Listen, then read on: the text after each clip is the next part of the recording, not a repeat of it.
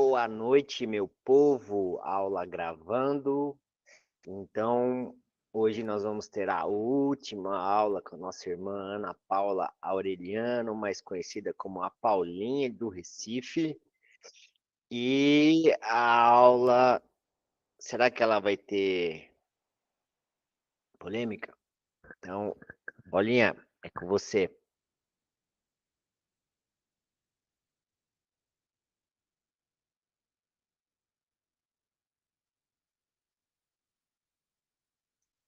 Você está sem som ainda.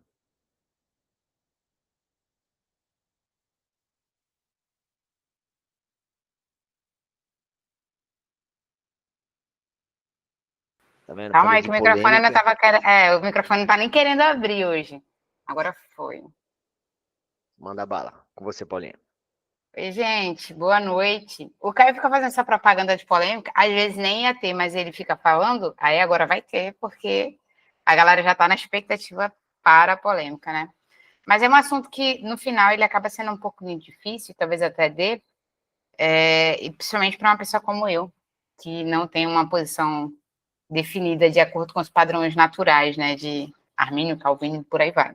E o objetivo não é esse, quando a gente estuda teologia, né, é conhecer só um pensador, mas é saber um pouco sobre tudo, e a partir do conhecimento que a gente tem sobre tudo, e sobre a palavra de Deus, a gente buscar conhecer mais do Senhor, e não só definir um rótulo. Então, eu espero que não termine polêmica, considerando isso, mas se terminar, a gente está aqui para tentar sanar, tá bom?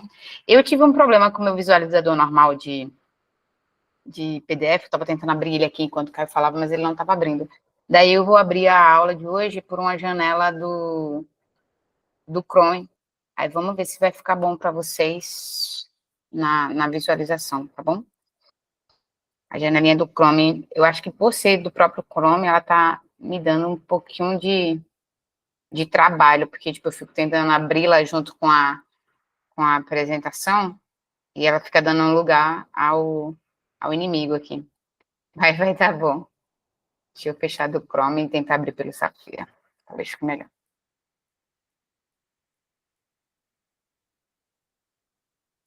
Safira. A gente está vindo numa caminhada, né, de material, onde a gente estudou a primeira aula da gente, para quem não estava, para quem perdeu, por algum motivo não conseguiu estar com a gente. Na primeira aula, a gente falou sobre a criação.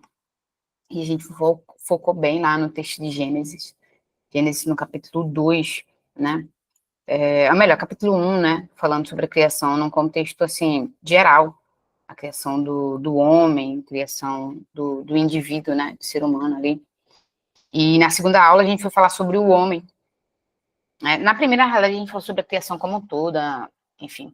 E na segunda a gente falou sobre o indivíduo, o ser humano. E espero que a aula tenha sido boa, não teve perguntas, eu não sei se teve perguntas depois para o Caio, mas pelo menos para mim não foram apresentadas, vamos dizer assim, né, perguntas. E eu espero que isso signifique que vocês entenderam tão bem, tão bem, tão bem, que a dúvida ficou para um outro momento. Como eu falei, eu estou com uma dificuldade com relação ao apresentador, e eu estou abrindo ele pelo Safira aqui. Aí no Safira acaba aparecendo dois slides, meio que simultaneamente. Aí eu não sei se isso faz com que fique pequeno para vocês, ou não, fica de boa, eu tô conseguindo ver muito bem. Tá pequeno? Como é que tá para vocês? Tá muito ruim? Porque na realidade, se tiver ruim, o que eu posso fazer é até, tá de boa? Esse legal é porque tá de boa? Tá de boa, Karine? Tá de boa?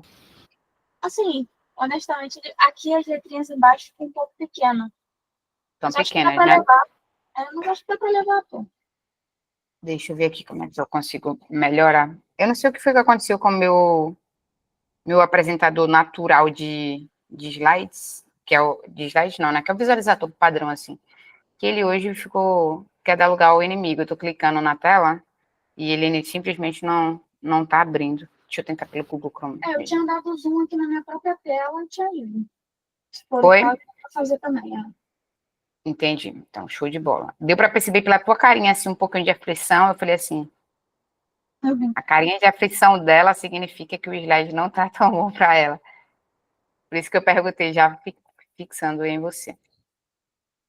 Deixa eu tentar aqui pelo Google Chrome, na outra janela.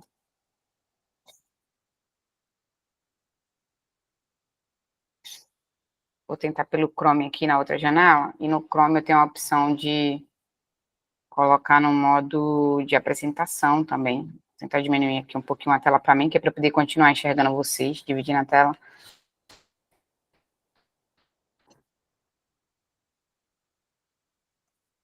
E deixa eu diminuir aqui. Pá.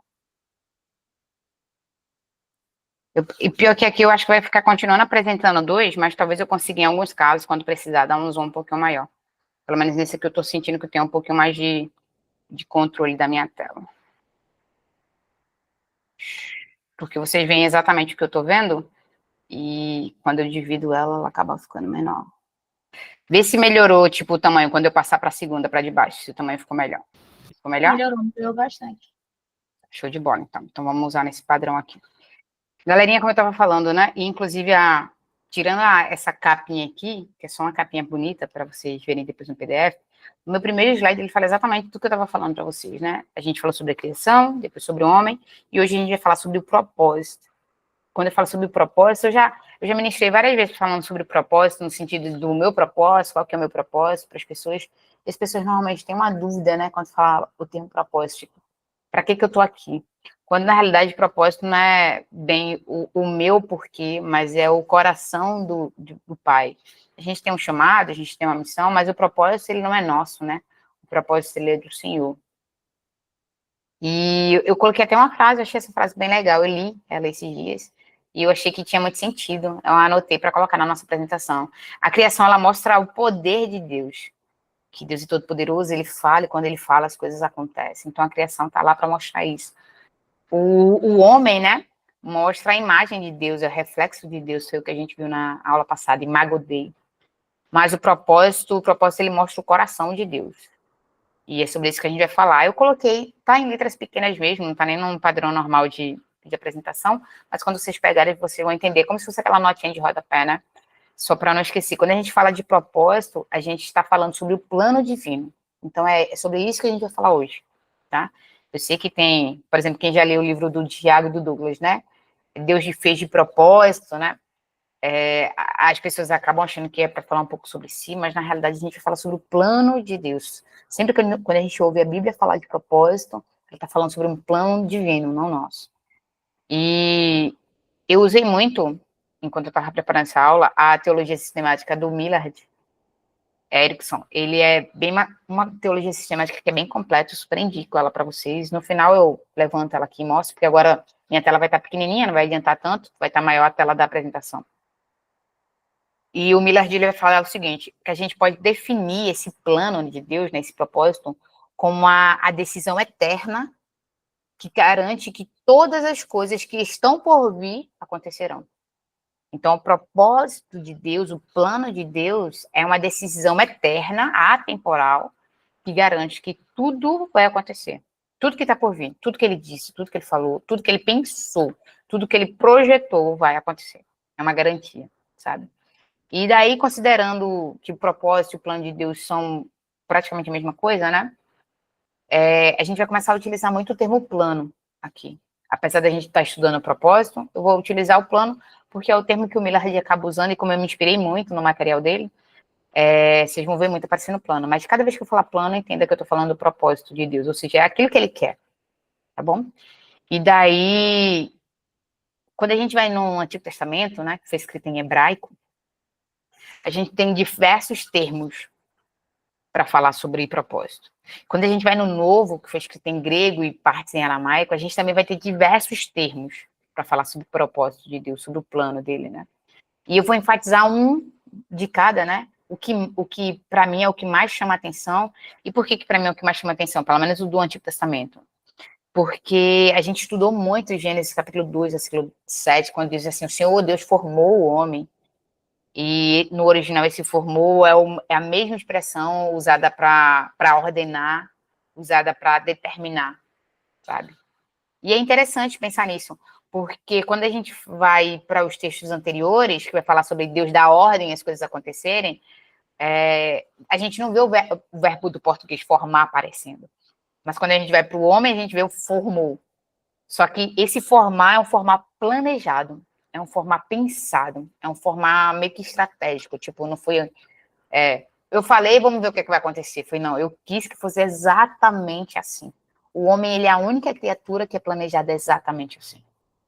E a expressão utilizada para esse formou é o Yatsar, que é o mesmo utilizado, por exemplo, em Salmo 139, né? Quando o salmista começa a dizer assim, que Deus o sonda, o conhece, sabe quando ele assenta, quando ele levanta. Aí no versículo 16, o salmista vai dizer assim, todos os dias me foram ordenados, quando nenhum deles ainda havia. Tipo assim, eu nem nasci, e o Senhor já tinha ordenado a minha vida, já tinha dado ordem, já tinha planejado, já tinha formado. É o mesmo Yatsar. Todos os meus dias foram Yatsar, por Deus. E é o mesmo que Isaías, quando vai profetizar, em Isaías capítulo 37, versículo 26, ele vai falar assim, não ouvistes que há muito tempo eu fiz isso, e que já desde a antiguidade eu o havia determinado, e a mesma, esse o havia determinado é a mesma expressão, é Yatsar. É tipo, antes de qualquer coisa acontecer, eu já tinha falado que ela ia acontecer. Eu já tinha pensado que ela ia acontecer.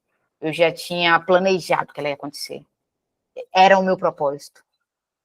É isso. Então, o Senhor Deus formou o homem do pó da terra, o Senhor Deus tinha um propósito, tinha um plano, e esse plano era o homem. Então, o Senhor Deus tinha um propósito relacionado ao homem, e esse propósito envolvia o homem sair do pó da terra e ser tocado por Deus e ter o sopro da vida ali por Deus. O Senhor Deus ordenou todos os dias, o Senhor Deus fez de propósito cada dia, planejou cada dia. Deus, desde a antiguidade, determinou todas as coisas. E daí essa expressão, ela não é a única, ela não aparece só nesses 3 textos. Se você for ler uma Bíblia, um hub, assim, enfim, um Logos, algum aplicativo interlinear, você coloca assim, Google, Gênesis capítulo 2, versículo 7, interlinear. Aí vai aparecer lá o hebraico junto com o texto em inglês. E se você clicar ali na palavra que está planet, ou format, você clicar, vai aparecer várias referências, e daí dentro dessas referências cruzadas estão esses textos e muitos outros. Isaías, inclusive, fala muito dessa determinação de Deus, dessa ordem de Deus, desse plano, desse propósito divino e eterno. E daí, quando a gente vai para esse plano no Novo Testamento, né, é em grego, né, e aí é uma outra palavra, que é o prorisem, e eu falei agora com sotaque meio de inglês, mas não é um inglês, eu não sei falar grego, um dia eu saberei, e eu voltarei aqui falando grego, pelo menos instrumental fluente. Mas é essa expressão que está escrita aí na tela de vocês, e o termo mais que eu escolhi foi esse, porque ele aparece em textos que são importantes, por exemplo, lá em Atos capítulo 4, versículo 28, né?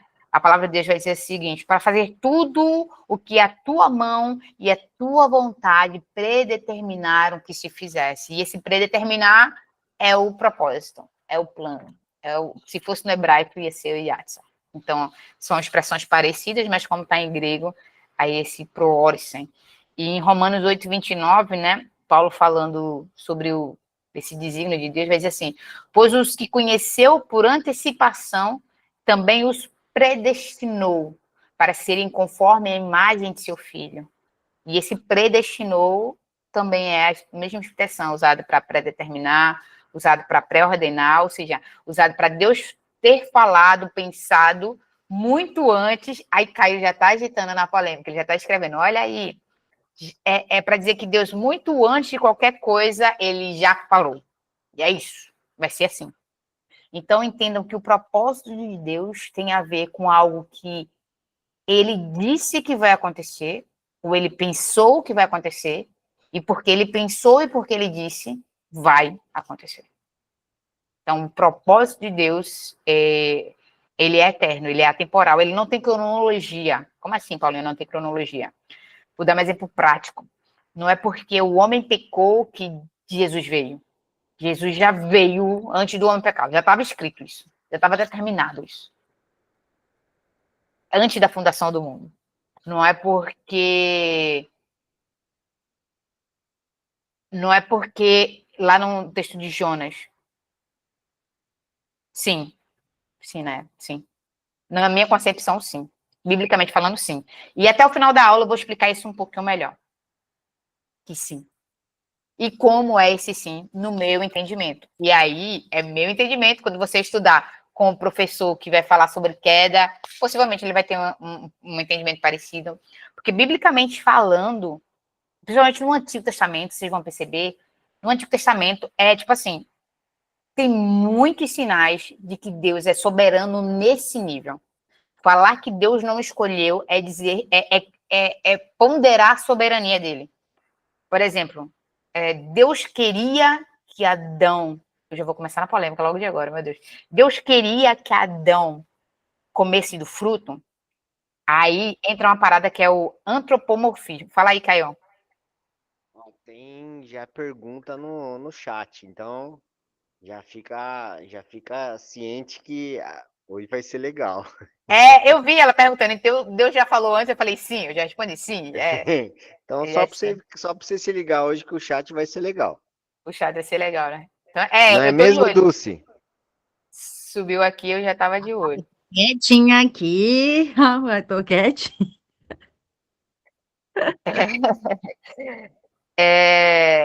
Quando Adão come do fruto, e eu digo isso porque eu sou alguém que vem de uma linha que era arminiana, eu cresci numa Assembleia de Deus.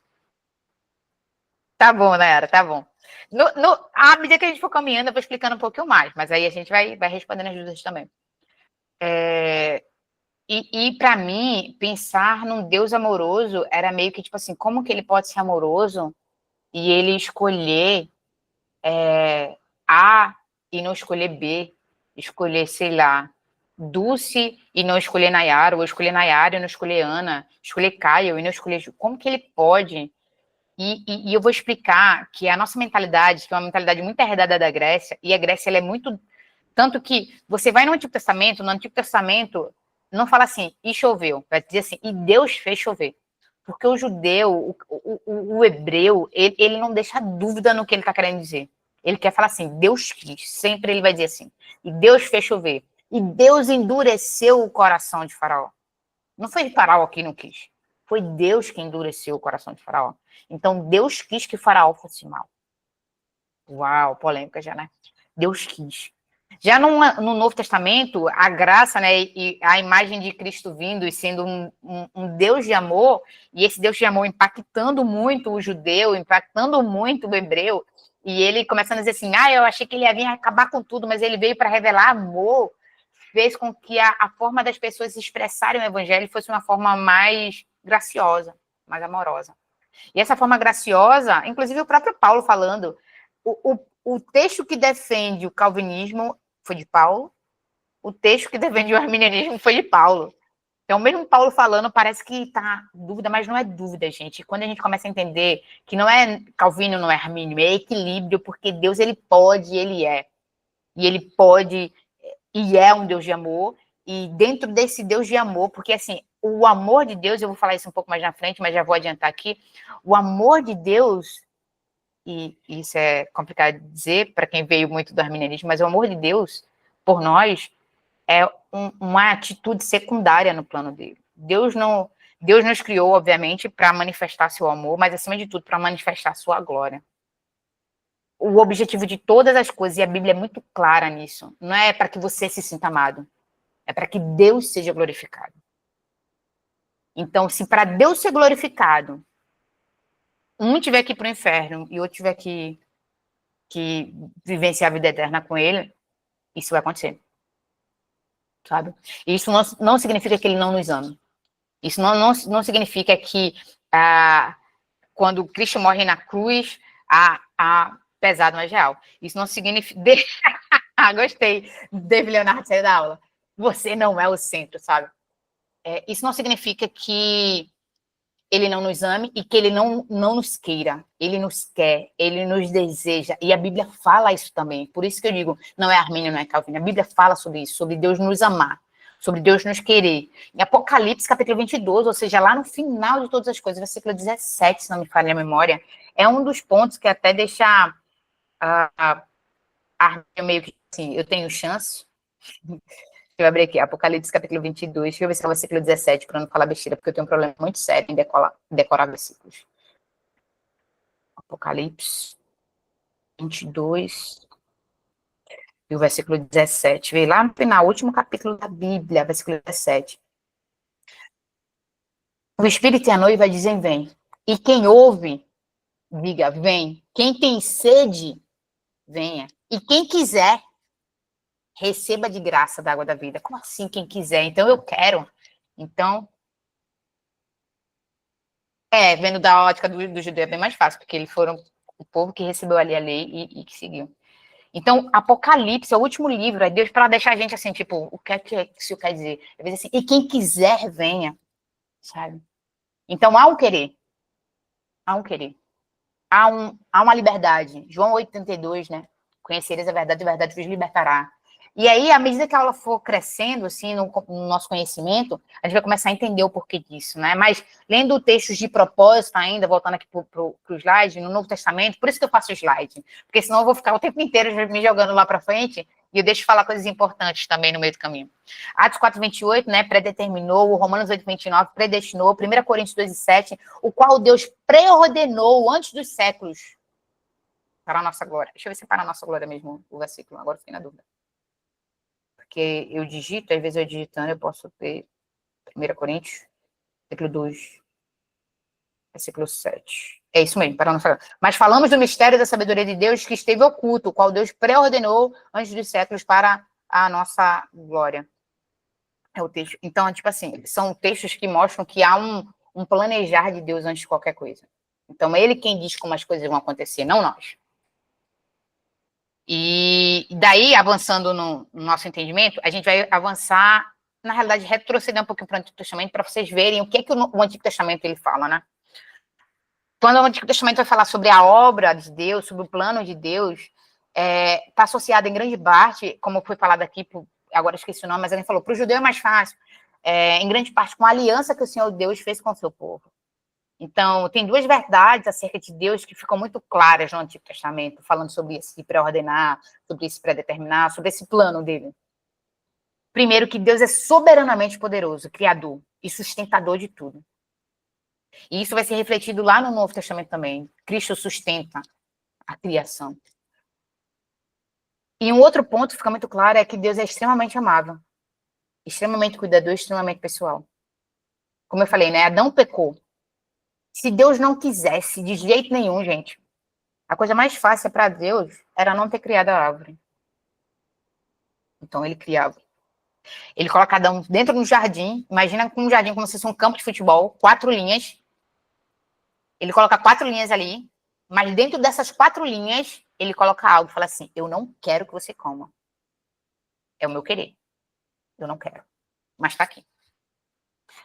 E daí, como eu falei, né, tem uma parada chamada antropomorfismo, que é quando a gente tenta dar para Deus um sentimento que é nosso. E toda vez que isso acontece na Bíblia, a gente fica meio confuso. Eu vou até mais na frente falar sobre um exemplo disso, que é quando Deus, Gênesis 6:6, né? Arrependeu-se Deus de ter feito o homem. É porque eu tô dando para Deus um sentimento que é meu. E daí eu fico assim, poxa, mas quando eu me arrependo, eu tô querendo mudar de ideia do que eu fiz. E Deus mudou de ideia? Como assim? É a gente tentando entender Deus, mas entendam. Deus, ele transcende o que a gente conhece, o que a gente sabe. Obviamente, a sua palavra dá pistas, dá sinais. Mas ninguém nunca vai conhecer na totalidade quem Deus é. Então, não tentem entender totalmente isso, porque é um mistério. E aí a gente precisa se render à graça de o que o Senhor me revelou, amém, obrigada por isso. Eu quero te conhecer mais e saber um pouco mais. Mas até o final da nossa vida a gente não vai entender o pensamento de Deus e a mente de Deus por completo, porque ele é transcendente. Então Deus não queria que ele comesse e fala, eu não quero que você coma. Mas Deus coloca uma árvore sabendo que ele vai comer e no fundo também querendo a eternidade de conhecer a Deus, fato, Júlio. E querendo que ele coma, mas querendo no sentido de que o plano de Deus era, o homem vai comer. Por que o plano de Deus era esse? Porque Deus já tinha um plano de salvação, que era Cristo. Então o homem vai comer. Estava certo isso já. E daí Deus coloca aquela e fala assim, mas eu não, por mim você não comeria, porque eu não queria que você se relacionasse com o mal. Mas eu sei que você vai comer. Porque quando eu te fiz, eu não te fiz igual a mim. Totalmente igual a mim. Você é minha imagem e semelhança, mas você não é Deus. E porque você não é Deus, eu vou te colocar no jardim, eu vou colocar lá uma árvore, e eu vou colocar lá uma serpente que vai falar e vai enganar a mulher, e a mulher vai te dar e você vai comer, Adão. E aí você vai cair. E eu já tenho um plano. O plano é, você vai comer, e meu filho vai vir, e meu filho vai te redimir, e no final das coisas, meu filho vai restaurar tudo. Quando a gente olha para filme, né? De ficção, assim, tal, ação, é sempre a mesma história. O homem, ele não criou, né? Ele copia Deus. Você começa o filme, tudo paraíso, tem um mocinho lá, e o mocinho sempre se dá bem e tal, e de repente começa a acontecer um monte de coisa ruim pro mocinho. Pá, pá, pá. E acontece um monte de coisa ruim, você fala, meu Deus, e ele vai lutar, e ele é forte pra caramba, mas ele apanha, e ele apanha pra caramba, e daí do nada ele consegue vencer com uma força que não sabe de onde vem, e ele vence, e no final feliz. Acaba feliz. É o homem copiando o que Deus fez, é o plano de Deus, sabe? Deus colocou o homem lá, o homem vai se quebrar todinho. Aí Cristo vem, porque Cristo é mocinho, né? E restaura todas as coisas, na realidade. E aí, a gente vai ter a vida eterna no final. Mas eu não vou reduzir só isso. Vamos continuar na aula. Então, Deus, ele é soberanamente poderoso e ele é extremamente amável. Para os autores do Antigo Testamento, como eu falei, né? Não havia possibilidade de, choveu. Não. Deus enviou a chuva. Eu coloquei aí 2 textos, Salmo 147, versículo 8. Eu vou ler só um. Depois vocês leem o outro. Por que eu vou ler só um? Porque essa aula de hoje já é uma aula um pouco extensa, e se eu sempre ler os 2 textos, a gente vai acabar perdendo muito tempo, mas vocês vão ter o material depois, e daí vocês vão conseguir ver melhor todos os textos que estão aqui, tá bom? Então, Salmo 147, versículo 8, a Bíblia vai dizer assim, ó. Ele é quem cobre o céu de nuvens, prepara a chuva para a terra e faz crescer a vegetação sobre os montes. Então, não choveu por acaso, não choveu porque você fez uma fogueira no São João. Não choveu porque a gente está queimando muito coisa e, enfim, não choveu. Não foi a atitude do homem que fez chover. Deus queria que chovesse.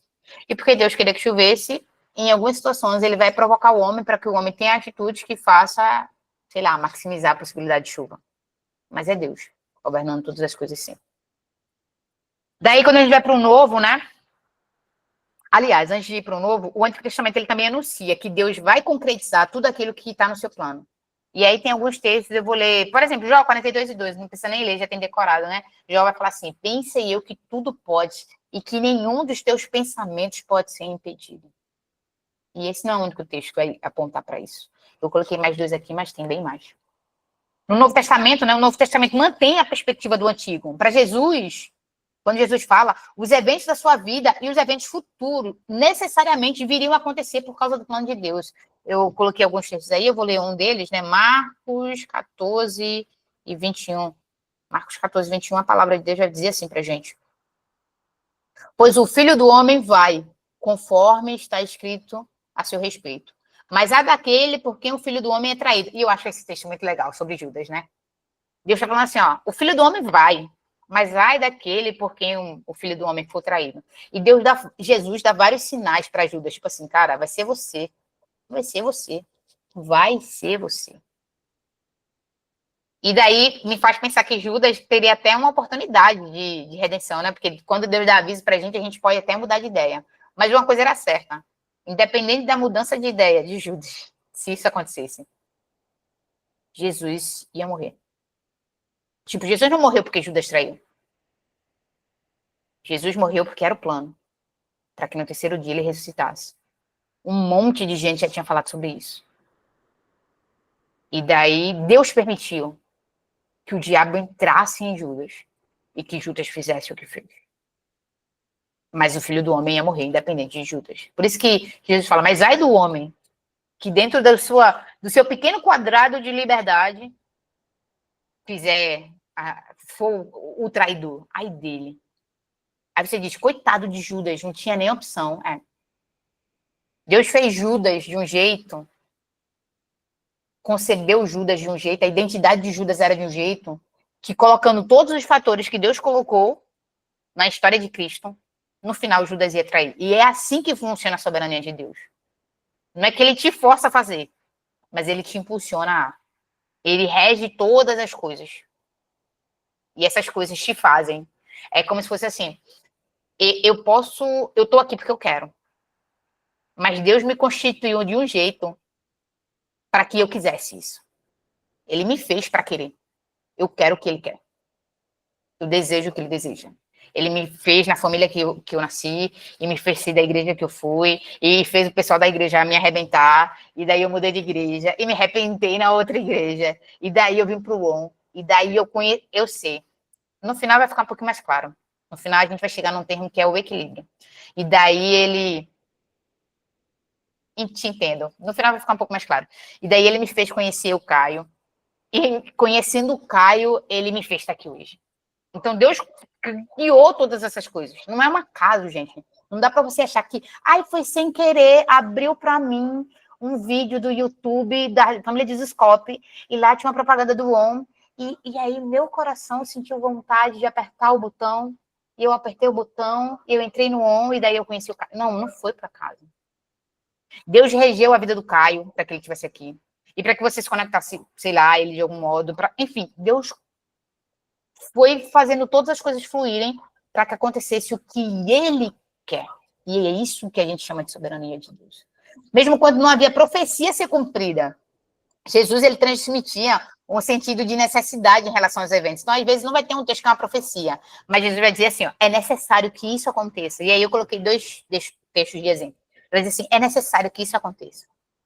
E, às vezes ele não vai estar se referindo a uma profecia do Antigo, mas ele vai dizer, é necessário, ou seja, isso faz parte, já para apontar para a gente isso, que é Deus regendo todas as coisas, é necessário que isso aconteça. O livro de Apocalipse, ele, para mim, né, ele é o exemplo mais notável da eficácia do plano divino.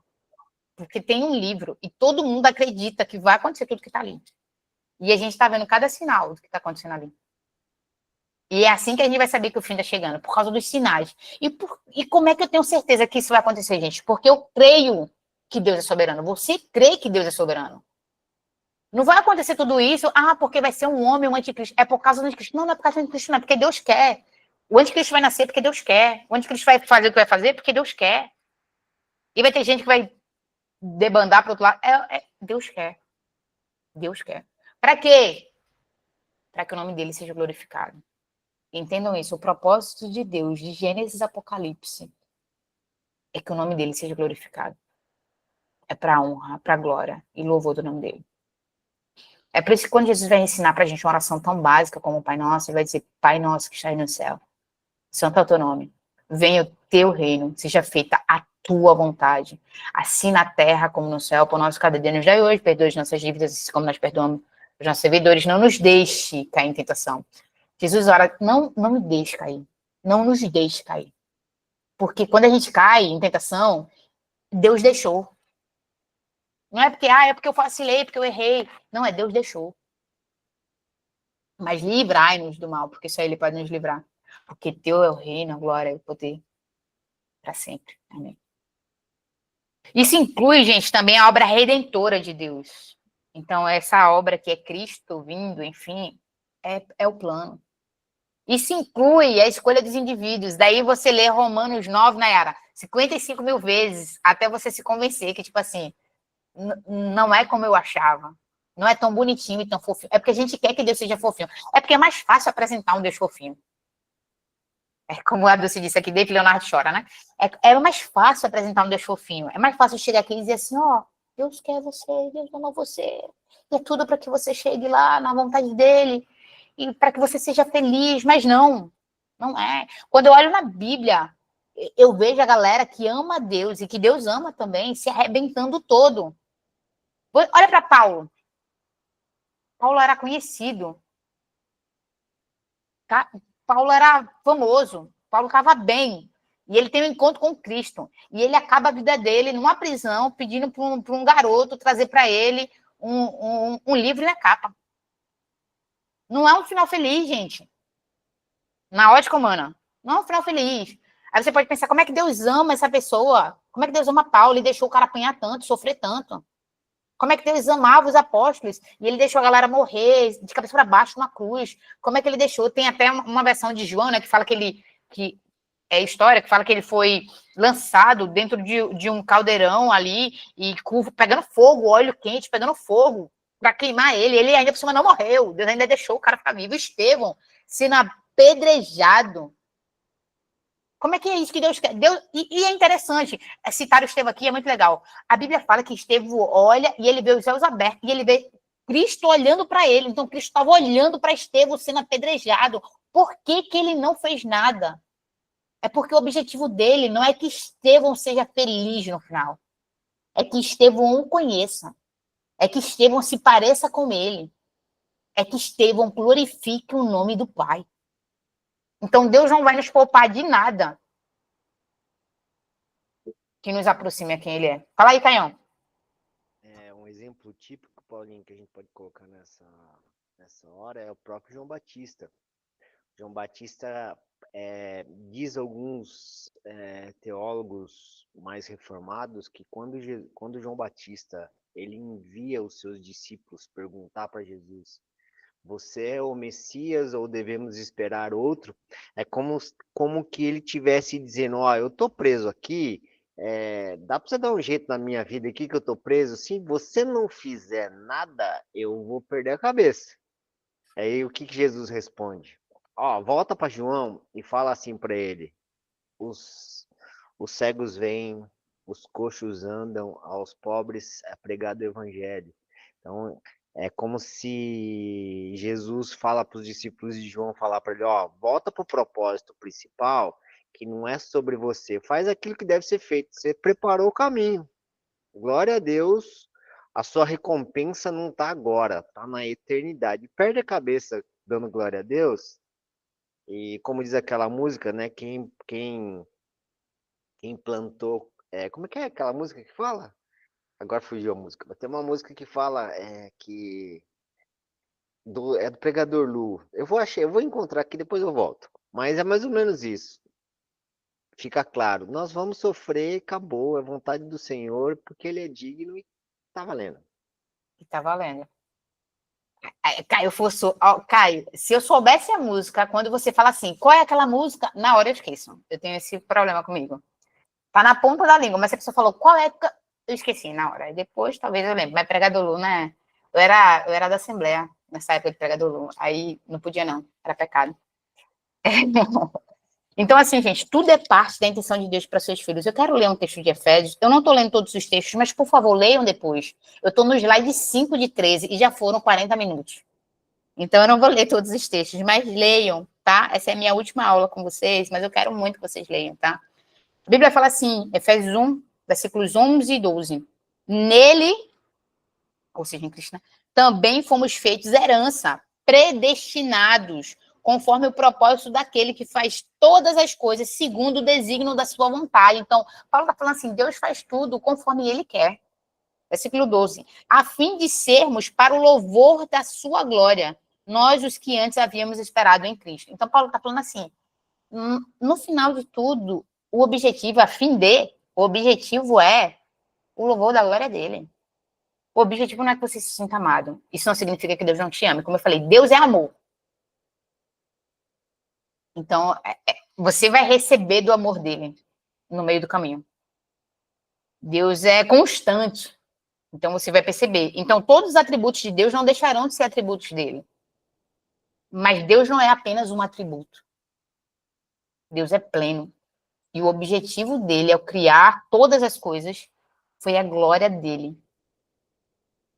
Porque se eu achar que todas as coisas foram feitas para que a gente ficasse bem, eu estou dizendo que Deus fez igual o povo de Israel, quando estava no deserto, que criou um bezerro de ouro para adorar. É como se Deus tivesse criado a gente para amar. Então, Deus me criou para amar. Então, eu sou o ídolo de Deus. Ou como diria, né? Eu sou o centro do coração de Deus. E eu não sou. Porque eu não sou maior que Deus. Deus é muito maior do que a gente. Então, não tem como resumir o desejo de alguém gigante a alguém tão falho, pequeno e perfeito como nós. Então, não, gente. Nós não somos o objetivo. Deus não fez tudo isso para, no final, nos salvar. É por isso que fica muito claro que, tipo assim, sim, ele predestinou um para ser salvo e outros não serão. E tá tudo bem. Porque ele não fez tudo isso para nos salvar. Ele fez tudo isso para ser glorificado. E ele será glorificado com a salvação de alguns. E é interessante que Paulo vai falar isso para os romanos, né? Quando ele diz assim, tem alguns vasos que ele fez que são para desonra. E a gente vai ler esse texto no final, não vou antecipar ele não. Senão a Nayara vai colocar outra mensagem aqui. Confuso. Calma, a gente vai chegar lá. A gente vai adiantar para o slide 6. Vamos entender um pouquinho, então, a natureza desse plano, que vai ficar um pouquinho melhor da gente entender, tá? O que podemos e devemos esperar, então, de Deus, já que tudo é para ele, é para a glória dele, o objetivo é ele. Primeiro, O plano dele existe desde a eternidade. E esse plano nos inclui. Então, a gente é parte do plano de Deus. Eu vou ler Efésios 1:4, que já está perto aqui. A Bíblia vai falar: ele nos elegeu nele antes da fundação do mundo, para sermos santos e irrepreensíveis diante dele em amor. Então, se você está ouvindo essa aula, muito possivelmente você está dentro desse grupo. E é por isso que você está ouvindo essa aula. É por isso que você chegou até aqui. Então, sendo eterno, como eu falei, não é uma sequência cronológica. Tipo assim, não é que uma coisa precisa acontecer. E Paulo deixa isso muito claro quando lá em Romanos ele vai falar, por exemplo, de Esaú e Jacó. Que ele vai dizer assim, Deus quis amar Jacó e aborrecer Esaú. Deus quis. E porque ele quis que fosse desse jeito, tipo, ele traçou o plano assim. Ele fez Esaú abrir mão da sua primogenitura. Como? Ele fez Esaú ir para a caça e demorar bastante na caça para achar, seja lá o que for que ele queria achar. E quando ele volta cansado. E naquele dia, Deus fez alguma coisa, dá um gatilho aqui em Jacó. A Jacó, do nada, que vontade de cozinhar, vou fazer um ensopado. E Jacó fez. A Jacó acha que fez porque quis. E ele fez. Ninguém obrigou ele a ir lá. Ele não sentiu uma corda amarrando ele. Mas Deus colocou coisas na ótica dele, nos sentidos dele, que fez ele cozinhar. E porque ele cozinhou, o irmão chega com fome, na hora vem aquela ideia, assim, do nada, sendo Jacó quem é. E Deus formou Jacó assim. Aí Jacó fala assim, você quer trocar? Mas Esaú não perde porque ele troca. Deus já tinha falado desde antes, no ventre. Os meninos não tinham nem nascido, e Deus fala assim, o maior servirá ao menor. Então, tudo coopera para que o que Deus falou aconteça. E ponto, vai acontecer o que Deus falou. E é por isso que ele é soberano. O que ele falou vai acontecer. Somos marionetes? Não, mas o que ele falou vai acontecer. Como? Ele sabe. Mas não é tipo assim, Deus foi lá no futuro, viu, e porque ele viu lá no futuro, aí ele volta aqui e diz assim, vou dizer isso, porque eu vi o futuro. Não é porque ele viu o futuro, não. É porque ele determinou o futuro. Aí ele fala, é isso. E vai. Se ele falou, vai. Isso é soberania. O plano de Deus é exclusivo por parte de Deus. O que é que eu quero dizer com isso? Não é uma demanda externa, não é a gente que pede. E também não é um impulso interno, não é, eu não queria fazer, mas tem algo dentro de mim, o amor que está dentro de mim me controla. Não. Não é que o amor que está dentro dele o controla. Não, Deus tem o controle de todas as coisas. Não é a natureza da gente que determina o agir de Deus, e também não é as características dele que o forçam a fazer algo. Deus faz o que ele deseja. E os atributos dele não vão conflitar com isso. Então, Deus livremente... Deixa eu abrir aqui teu comentário. Então, Deus livremente nos escolheu. Ele não foi obrigado a fazer isso. Então, essa determinação soberana ofende o homem que ama... Sim. E é por isso que a gente tem tanta dificuldade, gente. Porque a gente, no final das contas, a gente quer ter um pouquinho de controle. No final, vou mostrar um vídeo a vocês que é bem interessante. É bem engraçadinho, é um meme. Hoje eu não vou encerrar com uma frase, eu vou encerrar com um meme. É como se fosse uma igreja arminiana, né? Mas foi feito pela IA. Enfim, vai ser bem legal. Espero que seja. Enfim, Deus livremente nos escolheu. Ele não foi obrigado. Eu vou ler um texto aqui de Romanos, capítulo 11. Como eu falei, eu estou pulando muito texto. Leiam todos os outros depois, tá? Romanos, capítulo 11, versículo 35. Eu sempre gosto de colocar mais um texto, que é para você entender que mais de um lugar da Bíblia está falando sobre a mesma coisa. Não é um texto fora de contexto, tá? Romanos 11, 35, Paulo vai dizer assim, quem primeiro deu alguma coisa a Deus para que seja recompensado? Na realidade, eu vou ler o texto todo, que ele é muito legal. Diz assim, a profundidade da riqueza. Você vai conhecer por causa da canção, né? Da sabedoria, do conhecimento de Deus. Quão insondáveis são os seus juízos. Quão inescrutáveis os seus caminhos. Pois quem conheceu a mente do Senhor? E quem se tornou seu conselheiro? Ou quem primeiro deu a ele para ser recompensado? Porque todas as coisas são dele, por ele e para ele. A ele seja glória eternamente. Paulo escreveu nos Romanos. É tudo para ele, gente. Paulo entendeu isso. Ainda falando sobre a natureza do plano de Deus, tem mais algumas coisas que eu quero dizer aqui. Primeiro, em um sentido supremo, o propósito do plano de Deus é a sua glória. E eu vou ratificar isso até o final, gente, porque a gente precisa entender. O propósito é a glória de Deus. E aí eu coloquei alguns textos. Colossenses 1:16, Apocalipse 4:11. Isso não significa que não existam motivações secundárias, como eu falei. Deus nos ama. Seu amor pela humanidade é um exemplo disso. Mas o amor dele pela humanidade é secundário. A glória do nome dele é maior. Deus ama o Filho? Isso, nunca foi sobre Calvino Armênio. Deus ama o filho, Deus ama o filho. Mas a glória do nome dele é maior. E é por isso que agradou o Senhor moê-lo. É o que a Bíblia diz. Foi do agrado do Senhor moê-lo. Na realidade, e sabe o que é interessante? Porque a Bíblia diz isso em Isaías. É uma profecia. Vai dizer assim, Deus vai se agradar disso. E vai dizer mais, vai dizer que o próprio Jesus, o trabalho da sua alma, ele verá e ficará satisfeito. Então, Jesus vai olhar para a morte dele, uma morte dolorosa, e vai ficar satisfeito. Como que pode, gente? Mas Deus disse que ia ser assim. E foi. E foi. E aconteceu. Por quê? Porque Deus disse. Então, o amor que nos salva é um meio para o fim maior. Então, a gente precisa entender que o amor de Deus por nós não é o fim de tudo. Deus não está fazendo tudo isso porque nos ama. Ele está fazendo tudo isso porque ele é Deus. E ele é glorificado nisso. E nos amar é um meio para isso. Então, Deus me ama. E o seu amor é tão grande, incondicional, né? Diz a canção. Deus me ama, seu amor é grande. Mas o amor dele não é o fim. É o meio. A glória dele é o fim. Nós existimos e somos salvos por causa dele. E para a glória dele. Atos capítulo 17, versículo 28. Diz assim a palavra de Deus. 17, 28. Pois nele vivemos, nos movemos e existimos.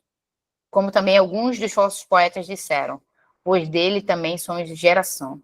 Aí, sendo nós gerados por Deus, não devemos pensar que a divindade seja semelhante ao ouro, à prata ou à pedra esculpida pela arte e a imaginação humana. Deus não levou em conta os tempos de ignorância, mas agora ordena que todos os homens, em todos os lugares, se arrependam, pois determinou um dia em que julgará o mundo com justiça por meio do homem que estabeleceu com esse propósito. E ele garantiu isso a todos ao ressuscitar entre os mortos. Se você continuar lendo Atos 17, você vai ver esse discurso, né? Gigante e perfeito de Paulo. Não é? Ele está num aerópago pregando, né? Então, nele, em Cristo, a gente vive, a gente se move e a gente existe. Nele, no Senhor, não em nós. Ainda falando sobre a natureza desse plano, né? O plano de Deus inclui todas as coisas. O plano de Deus é eficaz, ou seja, o que ele falou vai acontecer, 100%. O plano de Deus não força os seres humanos a agirem, mas garante. E aqui é onde entra o que é confuso para alguns, né? Não nos força a agir. Não é aquela coisa tipo assim, cara, eu não queria, mas meu corpo tá indo incontrolável. Não. É como minha mente quer. Mas ele garante que livremente eu vou agir assim. Deus garante. Como? Ele age em todas as coisas. E no final eu vou escolher o que ele quer. Eu vou fazer o que ele quer. João 6:37. Vamos ler o texto para ver o que é que o texto... Para você não achar, é só a Paulinha falando. Não. João 6:37. João 6:37.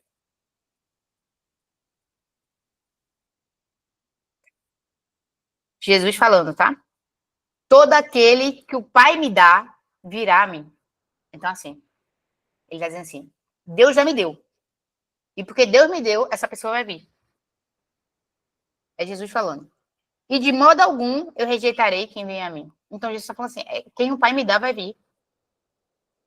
Tipo, o Pai não os obrigará a vir. Vai vir. Porque o Pai disse que é meu. Vai vir. Aí, mais uma vez, eu repito. Chega um momento, gente, que a nossa mente diz assim, mas como?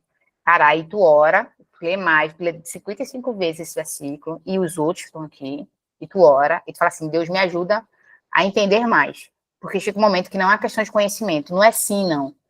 Não é binário, 1 ou 0.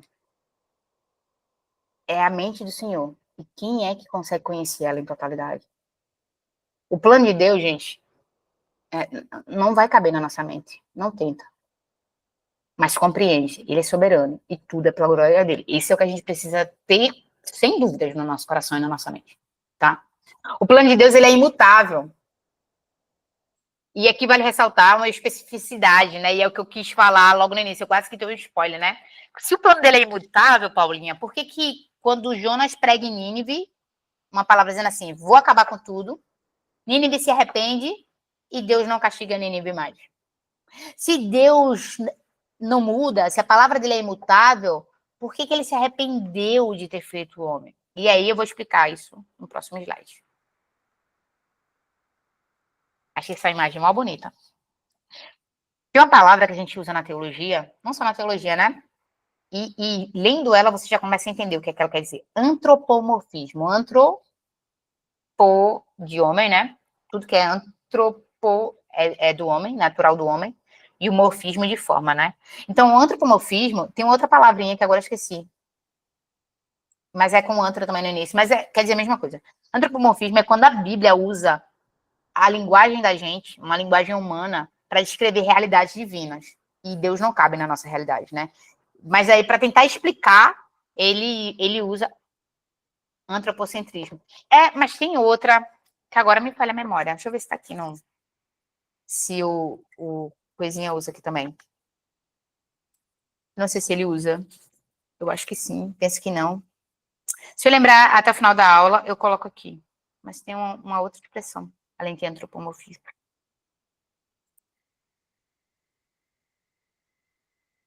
Eu não sei se vou achar aqui, mas enfim. O antropomorfismo é quando a Bíblia usa uma linguagem que é do homem para descrever realidade divina. Então, a fim de que a gente compreenda algo sobre Deus, ele tem que explicar numa linguagem que é acessível. Então, quando o texto diz assim, estou falando do Gênesis primeiro, tá? Vamos falar por partes. Primeiro Gênesis. Quando o texto diz, Deus se arrependeu, não significa que ele mudou de ideia como a gente muda. Como se ele tivesse cometido um erro. Porque quando a gente se arrepende é porque a gente errou e a gente quer mudar, né? A rota, converter. Isso seria incoerente com o que a Bíblia nos ensina sobre o próprio Deus. Aí eu coloquei 2 textos, e esse eu escrevi para facilitar. Números 23 e 19. Deus não é homem para que minta, nem filho do homem para que se arrependa. Então, Deus não se arrepende como nós. Então, não pensa que é igual a você. 1 Samuel 15, 29, né? A glória de Israel não mente, nem se arrepende, pois não é homem para se arrepender. Então, percebe, mais de um texto dizendo, Deus não se arrepende no sentido humano. Então, o que é que Gênesis 6 e 6 quer expressar? Quer expressar que houve uma dor no coração dele diante do pecado. Mas aquilo tinha que acontecer porque era a vontade dele. Ele permitiu, ele é soberano. Aconteceu porque ele quis. Mas isso não significa que não dói. E porque doeu? Isso, Júlio, antropopatismo. É essa mesmo. Obrigada, Júlio. Antropopatismo. Que tem o mesmo significado do antropomorfismo, sabe? Porque o patia tem a ver, tipo assim, empatia, então é o modo de sentir, enfim. E empatia tem a ver com a gente, né? A nossa forma de sentir dores. Tanto que a gente usa muito patologia, no sentido de são diagnósticos humanos. Então, são coisas humanas, tá? Que a gente tenta entender Deus através da nossa lógica, mas não cabe. Então, Deus, ele sentiu a dor do pecado. Doeu nele ver a humanidade indo para aquele lugar. Mas ele não mudaria de ideia do plano. Porque o plano já estava feito e vai acontecer. Então Deus não muda de ideia no plano. Aí daí você pode pensar, né? No exemplo que eu citei de Jonas. No caso de Jonas, Paulinha. Cara, a característica de Deus, o atributo de Deus, ele é tão perfeitinho assim, tão imutável, que Jonas, inclusive, sabia que Deus ia mudar de ideia. Abre aspas. Porque Jonas fala assim, eu não vou pregar, porque se eu pregar, eles vão se arrepender. E eu sei que se eles se arrependerem, você não vai matar eles. Como que Jonas sabia isso? Porque era uma característica de Deus. E ele era um profeta do Senhor. Então ele sabia que muitas das vezes, quando Deus falava sobre o juízo, Deus não estava falando sobre o juízo porque ele queria que o mal acontecesse, mas ele queria que a pessoa se arrependesse. Então é como se ele estivesse anunciando assim, ó, se você não mudar de ideia, vai acontecer isso. Eu vou trazer esse castigo.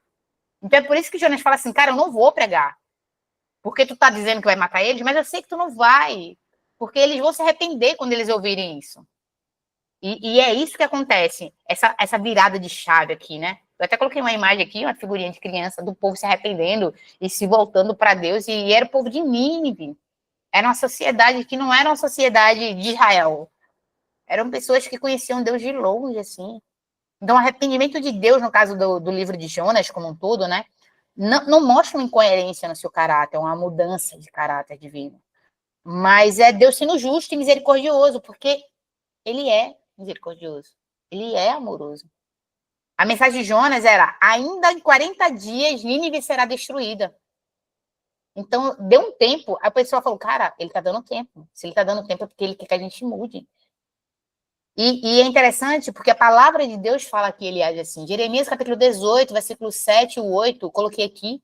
No momento em que eu falar contra uma nação, se essa nação se converter do mal, eu também me arrependerei do mal que pensava fazer-lhe. Então, Deus está falando assim, eu quero arrependimento. E eu estou pregando para vocês, para que vocês se arrependam. Eu estou dizendo que eu vou mandar o mal, porque eu quero que vocês se arrependam. E se vocês não se arrependerem, dentro daquele não é livre-arbítrio, é a liberdade dentro das 4 linhas. Se dentro dessas 4 linhas você não se arrepender, eu vou mandar o juízo até que você se arrependa. E quem eu quiser que se arrependa, vai se arrepender. Dentro do grupo que tem aí, quem eu quiser arrependimento, vai se arrepender. Ainda que seja na dor, eu vou fazer, para que você se arrependa, porque eu quero arrependimento. É por isso que você vê tanto Israel indo e voltando, porque Deus queria o arrependimento. E ele aperta para que esse arrependimento aconteça. Ele aperta. Também. Deus quer que a gente vá. Todo mundo vai ouvir? Todo mundo vai ouvir. Todo mundo vai se arrepender? Não. E quem disse que não? Deus. Como é que eu sei que ele disse que não, Paulinha? Porque quando eu olho lá no Apocalipse, ele fala que vai ter uma parte que vai ser condenado. Ele, inclusive, fala que vai ter uma parte que vai ficar de bem. Quando o diabo for solto, essa parte vai cair no reino do diabo e vai ser condenado junto com ele. Então, Deus está falando que nem todo mundo vai ser salvo. Ele quer. Ele planejou, assim. Nem todo mundo vai ser salvo. A história é essa. É a história que ele escreveu. Ou seja, o juízo para Nínive, por exemplo, era um juízo condicional. E é por isso, sim, que a gente prega. É por isso que tem a grande comissão. Porque tem pessoas que precisam ouvir o evangelho. E é por isso que o evangelho não pode ser só amorzinho. Porque se o evangelho for só amorzinho, a galera não vai se arrepender. A galera de Nínive se arrepende porque entende. Deus vai pegar você. Aí ele fala, cara, eu preciso me arrepender. Porque Deus vai me pegar. Deixa eu abrir aqui teu comentário todo, que eu não tô vendo ele todo, Nayara. Eu aprendi que a missão de Deus é salvar todos os perdidos. Aí vê, quando a gente aprende desse jeito, Nayara, sabe qual é o maior problema? Porque a gente está associando que Deus está servindo a gente. É como se Deus estivesse servindo a gente. Então, Deus está trabalhando para que as pessoas perdidas sejam encontradas ou se encontrem. Sabe? Então, a pregação do evangelho é porque, sim, Deus quer que todos sejam. Mas, como o Caio falou aqui, nem todos serão. É a mesma coisa. Tipo assim, ele doeu ver o homem pecando. Mas o homem tinha que pecar. Ele não vai mudar o plano para satisfazer um querer. É o plano. E sim, eu gostei muito da tua frase, encerrando com isso não tira a nossa responsabilidade. Com certeza. E é nesse ponto que Armínio, para mim, tem grande razão. Porque o que chamam de livre-arbítrio, para mim não é uma questão de livre-arbítrio, para mim é uma questão de responsabilidade. Nós temos responsabilidade. E a Bíblia é muito clara sobre isso. Que nós temos. A fé sem obras é morta, né? Então tem obras, tem algo que eu tenho que fazer, sabe? Isso não tira a nossa responsabilidade. Deus quer, vai acontecer, e ele nos coloca nesse cenário. A gente nasceu no ano que a gente nasceu, na casa que a gente nasceu, no lugar que a gente nasceu, para fazer o que Deus quer acontecer. E é por isso que eu sou responsável. Porque ele me deu uma missão. Eu tenho que fazer. Essa é a minha responsabilidade. Eu tenho que fazer. Eu tenho outra opção, ele vai me atrair com cordas de amor para que eu entenda que essa é a minha missão. Ainda que isso me custe, sabe? Vou continuar falando, no final a gente, se for o caso, continuar na dúvida, a gente volta. E aí, a polêmica? Pá! Tô chegando perto do final. A gente vai conseguir comentar um pouco mais. Vou explicar rapidinho, porque talvez alguém não conheça, né? A polêmica já estava desde o início. Ela só vai ser enfatizada agora, né? O que Calvino fala? Calvino enfatiza a soberania absoluta de Deus. Ele escolhe, ele diz assim, Deus escolhe, Deus governa, Deus garante a salvação. Saiu sem um alho. De quem ele quer. E aí estão alguns textos, né? Romanos capítulo 9 inteiro. Lê depois. Efésios capítulo 1, versículo 4 a 5. Eu vou ler Efésios para você entender um pouquinho da onde Calvino se baseia. Efésios capítulo 1, versículo 4 a 5. Como também nos elegeu nele antes da fundação do mundo, para sermos santos e repreensíveis, a gente até já leu, né? Versículo 5. E nos predestinou para si mesmo, segundo a boa determinação de sua vontade, para sermos filhos adotivos por meio de Jesus Cristo, para o louvor da glória da sua graça, que nos deu gratuitamente no amado. Então, é para o louvor da glória dele, né? Mas aí tem Armínio. E Armínio é heresia, gente? Não acho. Não acho. Não acho. Armínio, ele enfatiza, como eu falei, né, a questão da responsabilidade, que foi a expressão que a Nayara usou, que o homem tem, sabe? A resposta do homem, que é uma resposta meio que impulsionada por aquilo que Deus quer, mas é uma resposta. Deus quer salvar todos. Segundo o Armínio, o homem pode rejeitar sua graça, mas é segundo o Armínio, tá? Aí, na minha perspectiva, nesse ponto, eu não concordo com o arminianismo. Eu vou ler alguns textos. Vou ler, na realidade, vou ler 2 Pedro, capítulo 3, versículo... vou ler Timóteo, que é para a gente ver Paulo defendendo o arminianismo, sem saber que o arminianismo ia existir algum dia. Ele defendeu alguns dos textos que o arminianismo se baseia, né? 1 Timóteo, capítulo 2, versículo 3 e 4. Isso é bom e agradável diante de Deus, nosso Salvador, que deseja que todos os homens sejam salvos e cheguem ao pleno conhecimento da verdade. Porque há um só Deus, um só mediador entre Deus e os homens. Então, assim, ó, Paulo está falando, Deus deseja, Deus quer. Por que Deus quer? Porque Deus ama a sua criação. Mas porque ele ama, ele vai salvar todos? Não, porque para o nome dele ser glorificado, porque esse é o objetivo maior, alguns terão que perecer. Assim como o plano se cumprir, Jesus teve que vir para a terra e Jesus teve que morrer.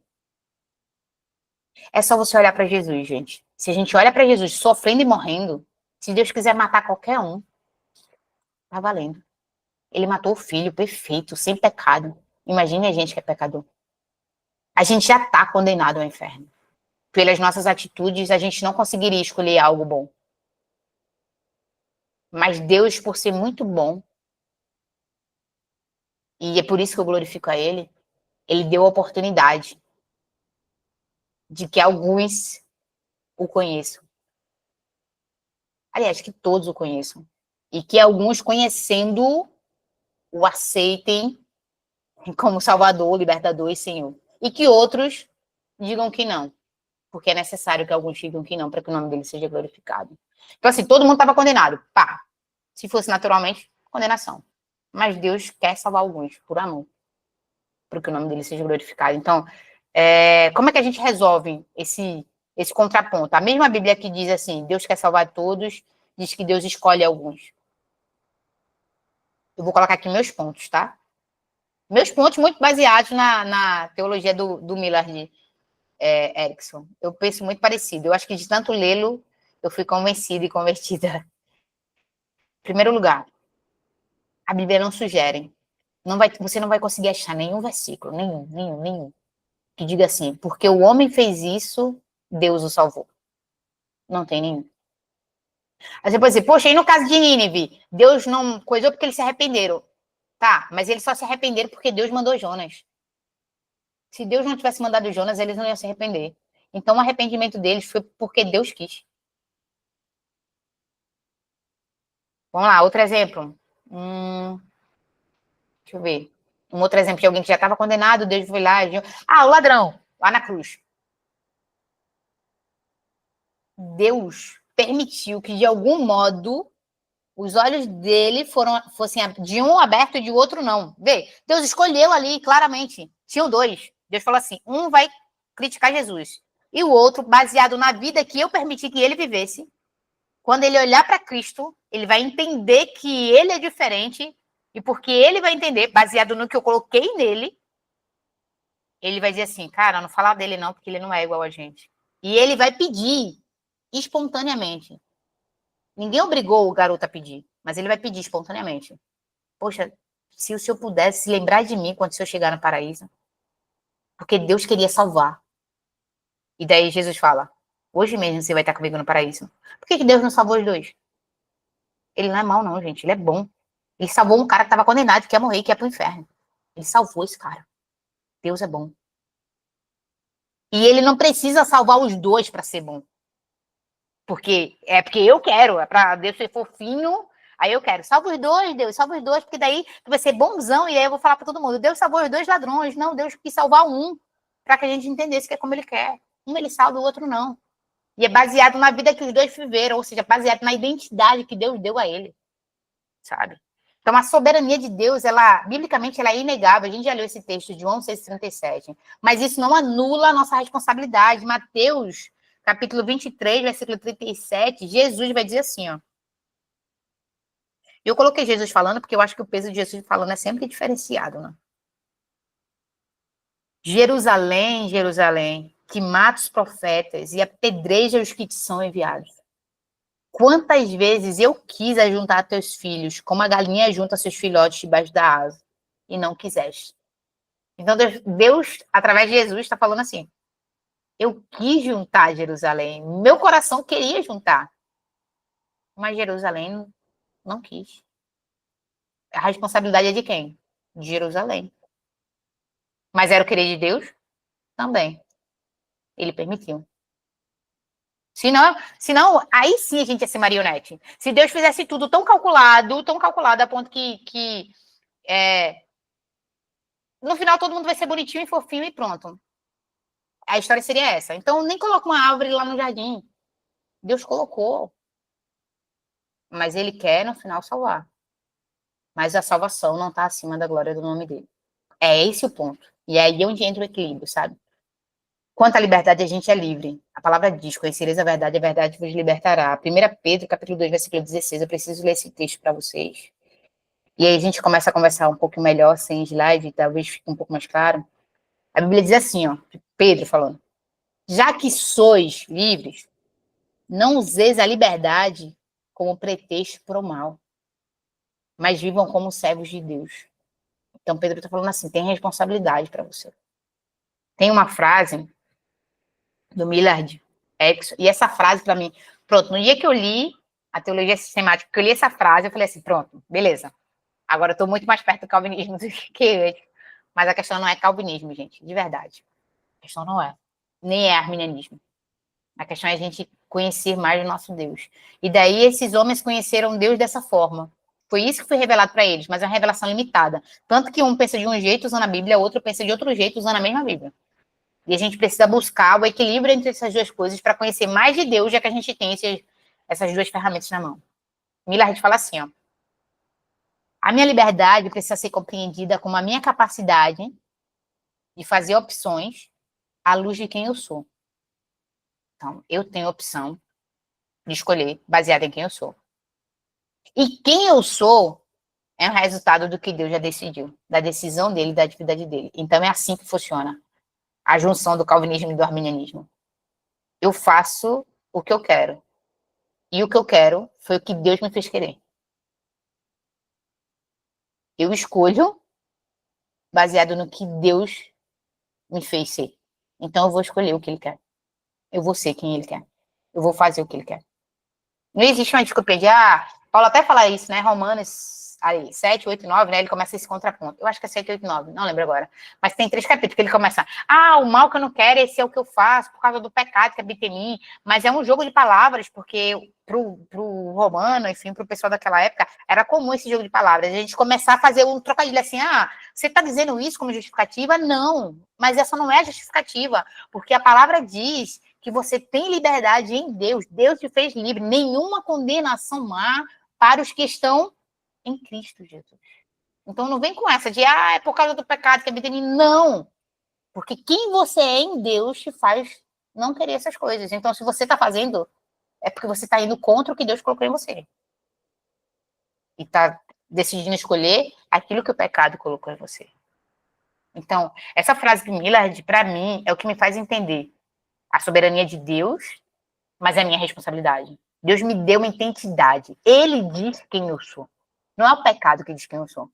Deus diz quem eu sou. E baseado em quem eu sou, eu decido. Então é como se Deus tivesse me colocado dentro de um campo com 4 linhas. Deus colocou Adão dentro do jardim e ele deixou a árvore lá. Adão só conseguia pecar dentro do que Deus tinha permitido. Sabe? Então ele colocou lá. Então Adão conseguiu, mas porque Deus quis. Jó é um exemplo muito clássico disso, gente. Quando a gente vê o diabo lá na reuniãozinha dos céus e Deus dizendo assim, vai lá, pode quebrar com Jó. Aí é Essa linguagem que eu estou usando é a linguagem, nova tradução na linguagem da Paulinha, NTLP, tá? Então, Deus fala assim, quebra com Jó, quebra. Só não mata ele, mas quebra ele valendo. E daí Jó começa a falar um monte de besteira contra Deus. Aí Deus aparece. Onde é que você estava quando eu fiz tudo?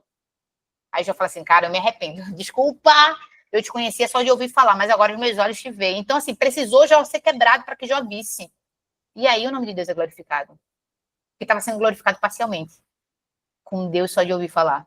E quando Jó vê, Jó glorifica de verdade ao Deus que ele conhece. E ao Deus que o quebrou totalmente. Que tá tudo bem ele me quebrar, porque ele é Deus. Se ele quiser me mandar para o inferno, tá tudo bem. E eu vou continuar anunciando o nome dele. Porque é para a glória dele, não é para minha vida. Não é para que no final... Deixa eu até parar aqui de apresentar. Porque esse era o último slide mesmo. Não é para que no final eu ande pelas ruas de ouro e cristal. Não é para que no final eu sente na fonte que vai jorrar todinho. E fica aqui, ó, tomando todinho no céu. Não é para que no final eu tenha uma coroa com muitas pedras.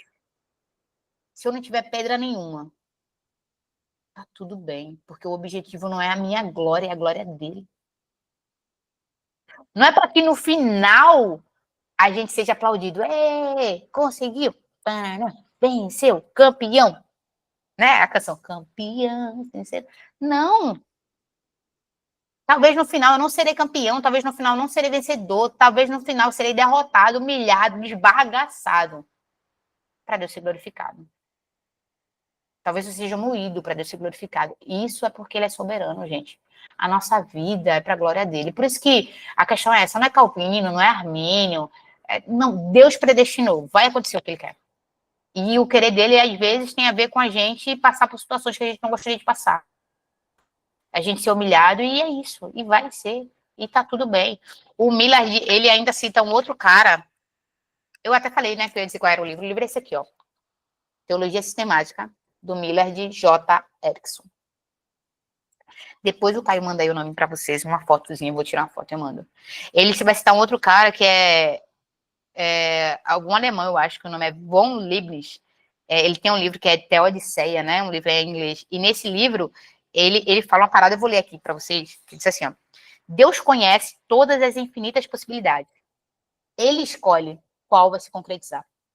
E ao escolher meticulosamente os indivíduos que ele traz à existência, ou seja, Deus escolhe quem que ele vai trazer à existência e quando, esses indivíduos vão reagir a estímulos específicos, exatamente como Deus quer, como ele pretende, garantindo que esses fatores também específicos estejam presentes, ele torna certa a ocorrência daquilo que ele já decidiu. Mesmo com as ações livres desses indivíduos. Então, Deus rege tudo. Deus é o maestro, sabe? E ele faz você nascer onde você tem que nascer, viver o que você tem que viver, para você ter o jeito que você tem, para você falar do jeito que você fala, para que aconteça certas coisas. E daí é um efeito dominó, sabe? Efeito dominó, que você bate uma pedrinha e todas as outras vão caindo. E depois que você bate numa, não tem mais como controlar as outras, elas vão cair. Pronto. Deus age desse jeito. Pá, pá, pá. Ele cria tudo. E aí ele assiste o espetáculo daquilo que ele criou. E você vai fazer exatamente o que ele quer que você faça. Mesmo ele não tendo que te obrigar e colocar uma corda no teu pescoço. Na tua mente, você não está se sentindo obrigado. Na tua mente, você se sente livre. Você fala assim, eu quero Deus. É por isso que quando... eu acho que é Felipe. Vai pregar para Natanael. Felipe vai dizer assim, achamos o Messias. E ele não achou o Messias. Foi Jesus que foi lá, o encontro dele, que achou ele. Ele estava perdido. Jesus achou ele. Mas ele fala, achamos. Em nenhum momento ele é corrigido pelo Senhor Jesus. Porque não faz diferença para Deus. Ah, se você acha que você me achou. É André, né? Não, é André, né? Caio sabe bem quando é André, porque Caio é o André dessa geração. Ele fala assim, achamos. E Deus não se importa se ele acha, o que é que ele pensa. Porque Deus, no fundo, sabe. Foi eu que fiz, foi eu que o encontrei. Foi eu que quis que ele me visse. Eu que quis, sabe? Alguém mais falou aqui, deixa eu ver aqui os comentários, que daí eu vou abrir para vocês continuarem perguntando. Gente, cadê os comentários? Perdi. Manda um oi aí nos comentários, porque eu não tô achando os meus comentários aqui. É quando você mandar um oi, vai aparecer que é caixinha e eu abro ela. Por favor. Não sei qual foi a crise. Minha internet, meu computador hoje tá uma benção. Opa, aí, obrigada, Caio. Pronto. Aqui, abri a caixinha de mensagem. E o senso de divindade? Como assim o senso de divindade? Pode abrir a caixinha, pode abrir o microfone aí e perguntar para eu entender melhor a tua pergunta, Nayara.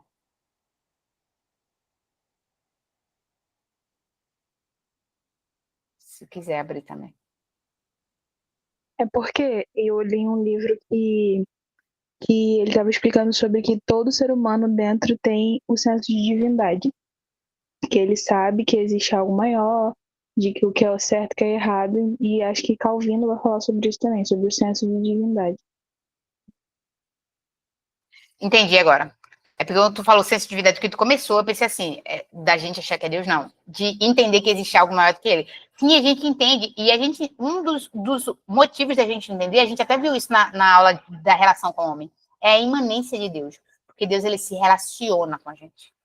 E porque ele se relaciona com a gente entende que existe algo maior. A revelação geral, quando você vai estudar sobre a revelação de Deus, né? A revelação geral, ou seja, a natureza, a gente falou isso na aula de criação, os pássaros, foi a primeira aula da gente. O mar é o suficiente para a gente ser condenado. Não para a gente ser salvo, mas para a gente ser condenado. Que Deus está mostrando, ele mostra assim, eu existo. E se você não crê que eu existo, você vai ser condenado, porque eu existo. Então, existe um senso de divindade, não só de dentro de nós, né? A gente fala dentro de nós porque é muito poético, mas ele está externo também. Toda a criação revela a glória de Deus. Então, Deus existe. Esse senso de divindade não é porque eu quero ter, não é porque eu acho que eu tenho, é porque Deus colocou. Porque quando Deus revela-se através da sua palavra, através da criação também, não tem como negar que existe algo maior que a gente. Até para você ser ateu, você tem que ter muita fé. Você tem que conhecer bastante coisas sobre Deus para poder você dizer que não crê em Deus, sabe? Não tem como. Para você dizer assim, eu não creio em Deus. Você tem que conhecer. Aí daí você decide. E aí Deus permite que você decida, né? Dentro das 4 linhas ali do que ele te colocou. Você fala assim, eu não quero crer. Mas você já conheceu tanta coisa dele, você tá sendo birrento, dizendo que não quer crer. Porque no fundo, você sabe que ele existe. Aí você decide. É igual o filho que diz assim, você não é meu pai. Não mudou nada. O cara continua sendo pai dele. Você não é minha mãe. Continua sendo mãe. E ele sabe que é mãe. Mas ele se esforça para dizer o contrário. Ele quer provar o contrário, mas não tem como provar. Então, eu acho que o senso de divindade ele vai muito nisso. Cadê? Perguntas. No final, vão perguntar se eu sou calvinista ou arminiano. Eu não sou nenhum dos dois. Eu acho. Eu não consigo ser dos 5 pontos do calvinismo também, sabe? Porque eu não consigo dizer que algo que Deus fez é limitado. Então, quando eu coloco uma expiação limitada, para mim, Deus não é limitado. Então, a expressão limitada é muito forte, mas enfim. Quando fala sobre arminiano e calvinismo, também entra sobre a diferença no final dos tempos, certo? Não acho que eles entram. Caio, me corrija se eu estiver errado, mas eu não acho que o calvinismo e o arminianismo entram muito nisso. Eles vão falar mais sobre a soteriologia, que é a doutrina da salvação. Como que a gente é salvo? Um vai dizer que a gente é eleito, não é isso, Caio? Pronto, Caio disse que sim. Um vai dizer que a gente é eleito, que a gente não tem outra opção, quem está salvo e salvo para sempre. E o outro vai dizer assim, que é você que quis. Eu disse para vocês que ia mostrar um vídeo, né? Esse vídeo vai me ajudar com essa resposta. Deixa eu ver se vai dar certo e se vai sair o volume, porque hoje dá uma benção as minhas janelas aqui com vocês, né? Mas eu vou tentar abrir aqui a janela do vídeo. Deixa eu ver se ela abre. Para eu mostrar aqui um videozinho para vocês. A janela está aqui. Eu vou tentar compartilhar a tela. E eu vou tirar meu fone, porque daí eu acho que se eu tirar meu fone, o som vai sair para vocês. Compartilhar dela.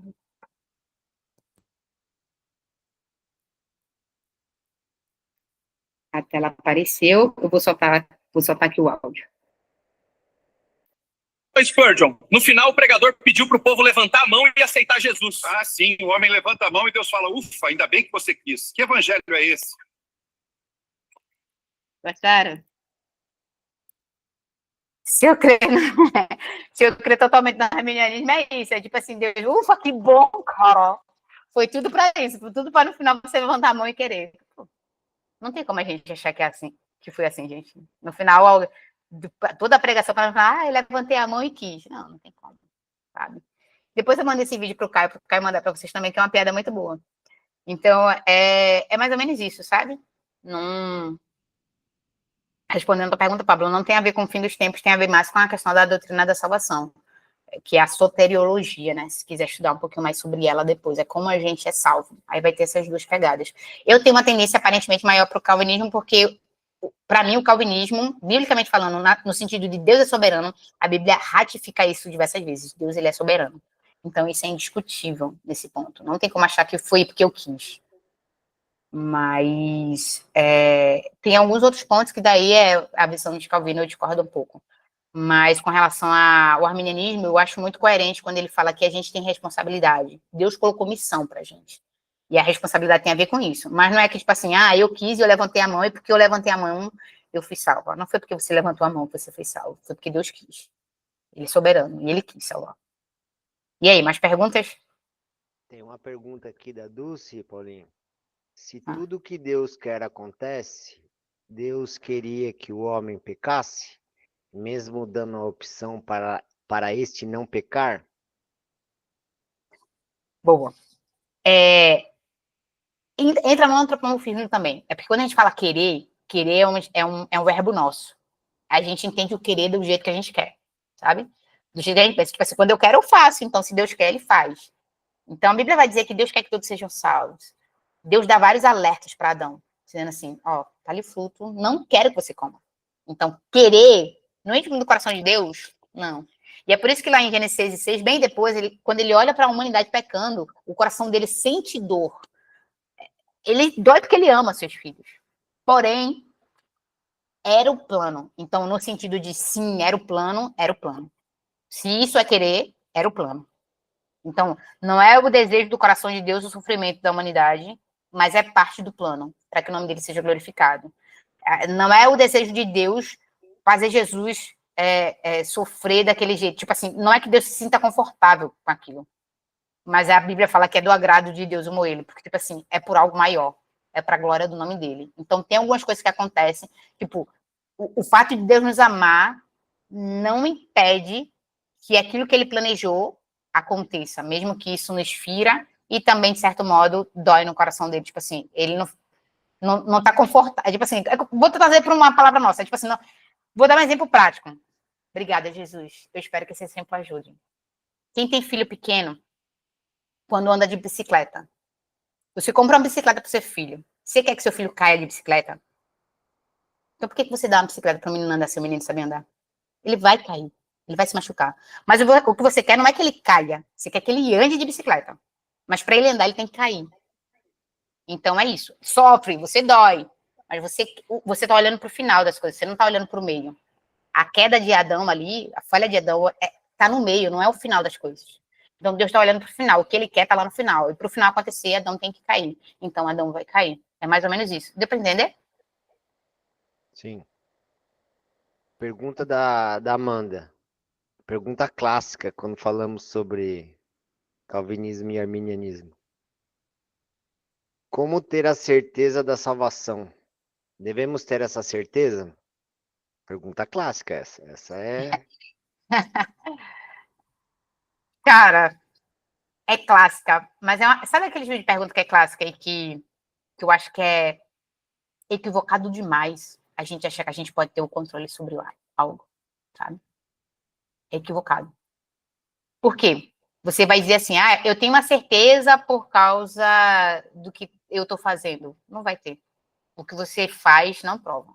E você tem que fazer, independente se no final isso vai estar certo ou errado para você. Você tem que fazer.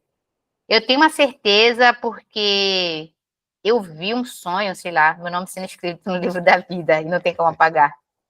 Sei lá. Eu, Ana Paula, tá? Minha resposta. Eu acho que tem coisas que não tá na nossa mão e no nosso entendimento e no nosso conhecimento. Mas a gente tem que ter fé, e é por isso que Deus nos dá esse dom. Então eu creio, e eu faço tudo considerando isso. E se no final, quando tudo acabar, eu olhar para mim, eu me ver no inferno, eu vou estar igual o Lázaro, dizendo assim, pô, tem como ajudar quem tá lá ainda? Sabe? Se quando eu morrer, o meu final for o inferno, você tem como ajudar os outros? Porque eu vou entender, porque hoje eu entendo que se eu for para o inferno, eu mereço. Eu entendo que se eu for para o inferno, eu mereço. Sabe? Então, eu acho que trabalhar com a ideia de certeza de salvação não é o caminho pra gente. Mas aí é a Paulinha falando, tá? Não é o caminho pra gente. Eu não tenho que ter certeza. Pra quê a certeza? A tua certeza pra quê? O que é que você quer provar pra quê? Sabe? Só que eu creio que eu sou salva. E eu ajo e me comporto responsavelmente como alguém salvo. Como alguém que vai passar a eternidade com Cristo. Eu me comporto como tal. E eu vou viver para sempre me comportando como tal, porque eu creio. Mas eu acho que o entendimento de Deus, o conhecimento de Deus, a escolha dele está com ele, sabe? Tanto que quando os discípulos eles começam a falar sobre Jesus, né? Quem é o maior? Me deixa sentar na tua direita, na tua esquerda e tal. Jesus começa a olhar para eles assim, tipo, cara, vocês estão indo para um caminho que. Para quê? Por que sentar na minha direita? Por que sentar aqui? O que é que isso prova para vocês? Agora que Deus sabe, Deus sabe. Mas não acho que é importante e que tem uma revelação soberana, sabe? Para ele, pra gente, assim, é isso. Vai acontecer isso na tua vida e tu vai ter. Mas aí é meu entendimento. E daí o Caio, obviamente, pode complementar e bem melhor do que eu essa resposta, porque como ele é o cara que defende um dos pontos, ele já deve ter se perguntado 55 mil vezes sobre isso. Na verdade, não é que eu defendo um dos pontos. Existe um nível de maturidade quando você começa a caminhar dentro da teologia, que você tem alguns determinados entendimentos sobre. Então, um texto que para mim é muito claro quanto a isso, é um texto que a gente usa ele pela metade. Quando a gente fala João 8, capítulo 8, Jesus ele fala assim, conhecereis a verdade e a verdade vos libertará. Só que o verso 36 ele é muito claro, ele fala, se pois o Filho os libertar, vocês serão verdadeiramente livres. Então, o que acontece? Existe um critério de liberdade que o Filho vai libertar verdadeiramente. Então, nós temos que entender qual é a verdadeira liberdade no Filho. E ele linka com esse texto que a gente fala classicamente que conhecereis a verdade. A verdade não é um estado de espírito, a verdade é uma pessoa. Jesus. Então, essa é a questão. E tudo começa nesse contexto, por eu ter estudado profundamente durante tanto tempo sobre calvinismo e arminianismo, e isso começa quando a gente começa a ler a Bíblia. E ela fala em Gênesis 3, verso 15, que é o proto-evangelho. Ali fala-se sobre dois tipos de descendência. A descendência da serpente e o descendente que gerará descendentes. Então, a certeza da salvação, se pode perder ou não perder a salvação, é um mero detalhe baseado no quê? Naquilo que é conhecer a verdade. E a verdade não é um estado, é uma pessoa. Tanto que quando Jesus ele fala a respeito da parábola das 10 virgens, no final é muito claro.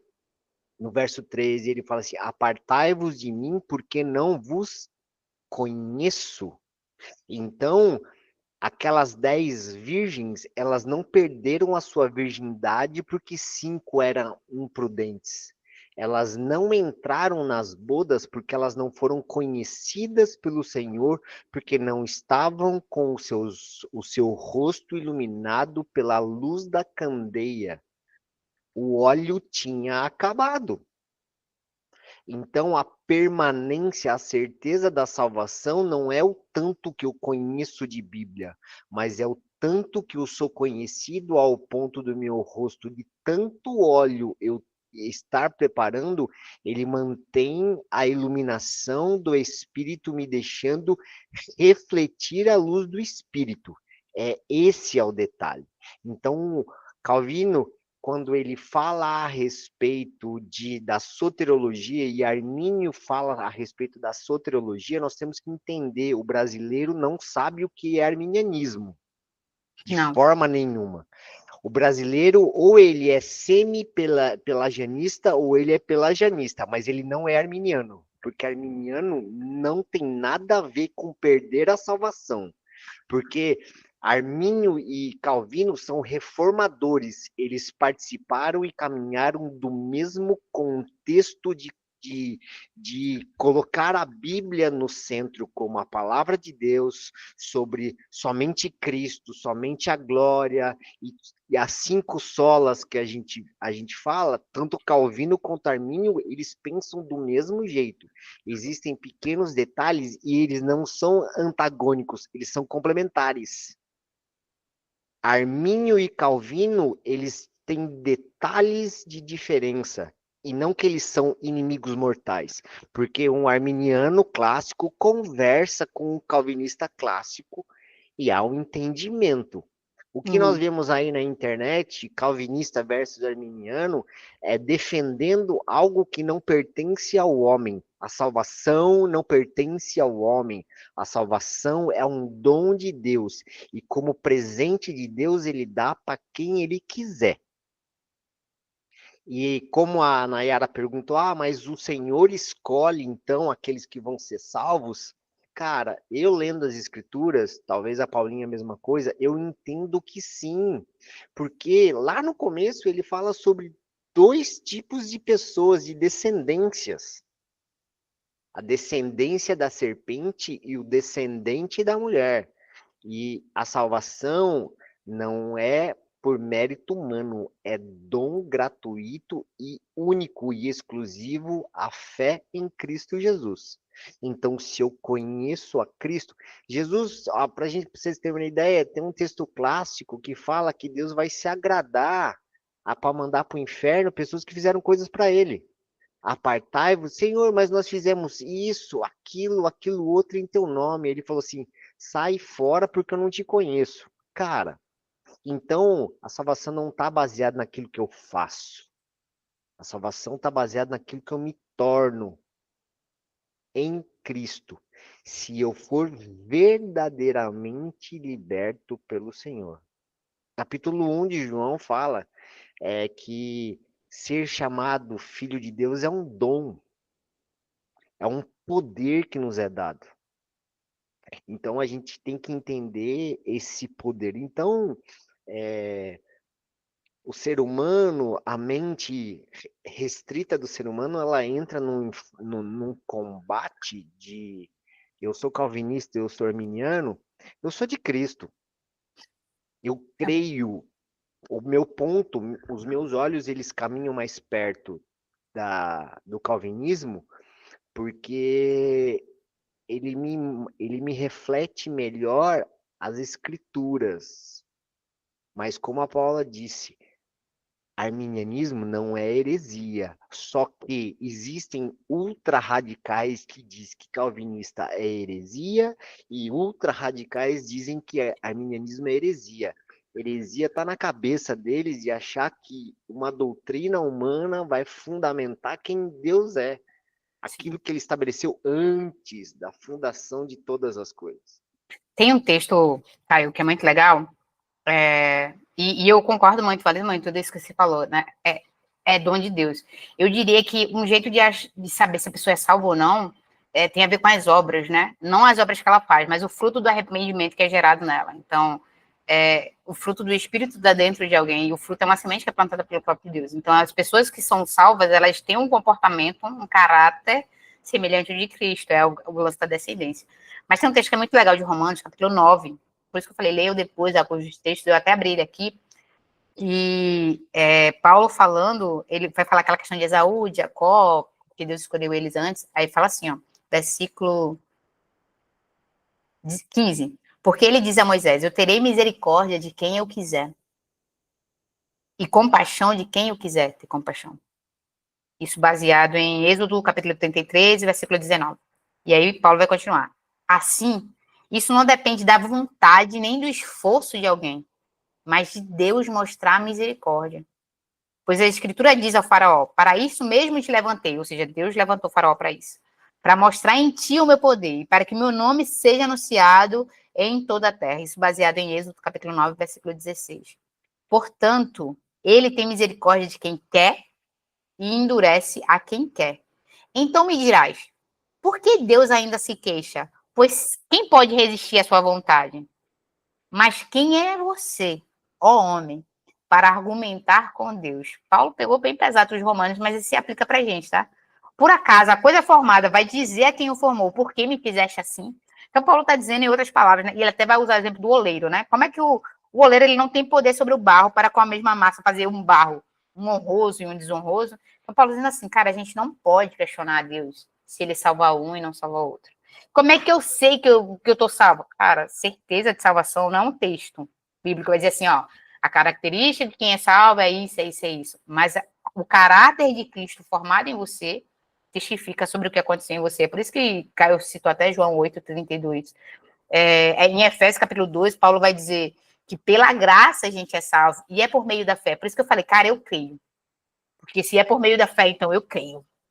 Eu creio. E meus comportamentos, eu vou buscar reproduzir o caráter aprovado que Cristo deseja. Eu vou buscar, vou pecar, mas eu vou buscar produzir frutos que demonstrem arrependimento. Então, uma vida sujeita, subordinada, porque eu creio que eu estou dentro desse grupo. Mas não é um sinal na minha testa, não é um sonho, não é alguém vindo marchando na minha direção e dizendo, este que te digo assim do Senhor, tu és o salvo, e o outro não. Então, no meio da igreja vai ter, quando Jesus voltar, pessoas que faziam a mesma coisa que você. Por isso que as 10 virgens estavam no mesmo lugar, esperando a mesma boa nova, com as mesmas candeias, mas tinham um comportamento diferenciado num grupo, que era algo secreto, e que o outro grupo não tinha. Então, não é a tua aparência que diz, mas é algo que acontece no teu interior. E é por isso que a gente fala tanto sobre dom, sobre presente, sobre graça, sobre fé. É algo que não dá para se ver, mas é algo que se pode viver, sabe? E não é vendável, né? Porque E não é as verdade. cinco prudentes responderam assim, até muitas pessoas perguntam, nossa, mas como elas são insensíveis. As imprudentes pedem assim, vende para nós, elas respondem não. Porque aquilo que elas queriam que fosse vendido não tem preço.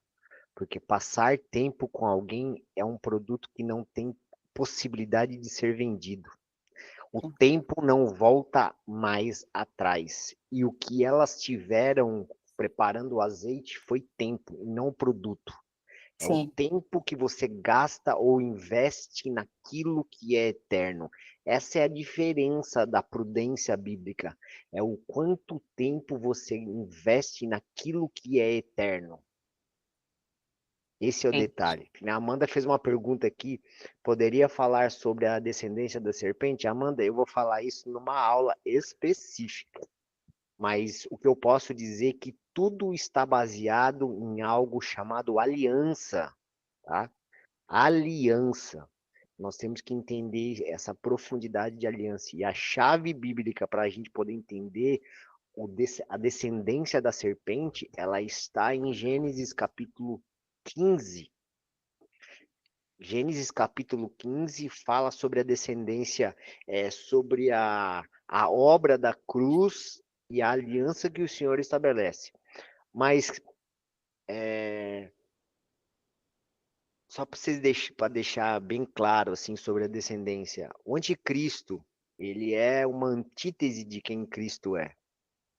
Sim, o Senhor escolheu ele dentre todos os homens de todas as gerações para que ele fosse estabelecido como o anticristo, ou ele vem de uma linhagem ou de uma descendência milenar?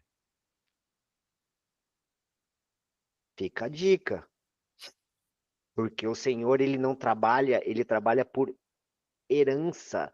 O Deus de Israel, ele não é um Deus unigeracional, ele é multigeracional, porque ele se apresenta como o Deus dos seus pais, de Abraão, de Isaac e de Jacó.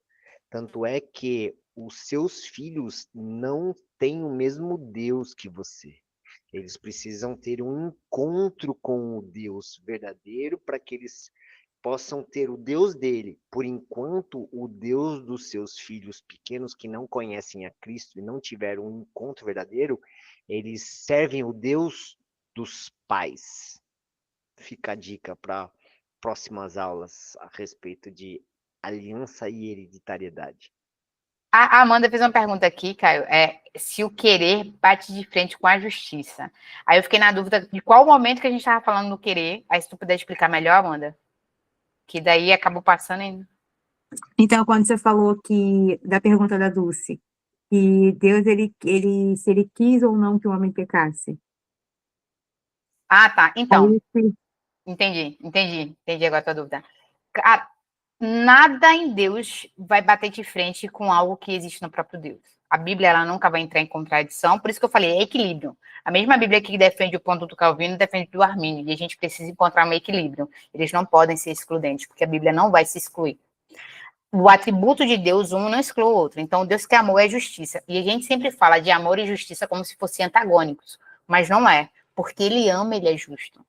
Então, quando Deus está sendo justo, castigando alguém, ele está amando. Isso é amor, porque o pai que ama corrige.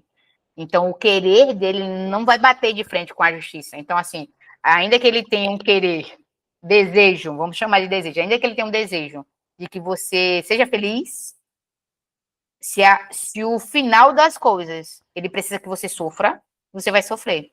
Isso não muda o que ele sente por você, mas isso não muda o que ele vai fazer com você. Então, não vai, nada em Deus se choca. Não se choca. Deus se arrependeu de ter feito o homem, ou seja, ele sentiu um pesar pelo que tinha acontecido com a humanidade. Mas ele não vai chocar, não é aquele pesar, tipo assim, eu vou mudar de ideia. Se eu voltasse no tempo, eu faria diferente. Jamais.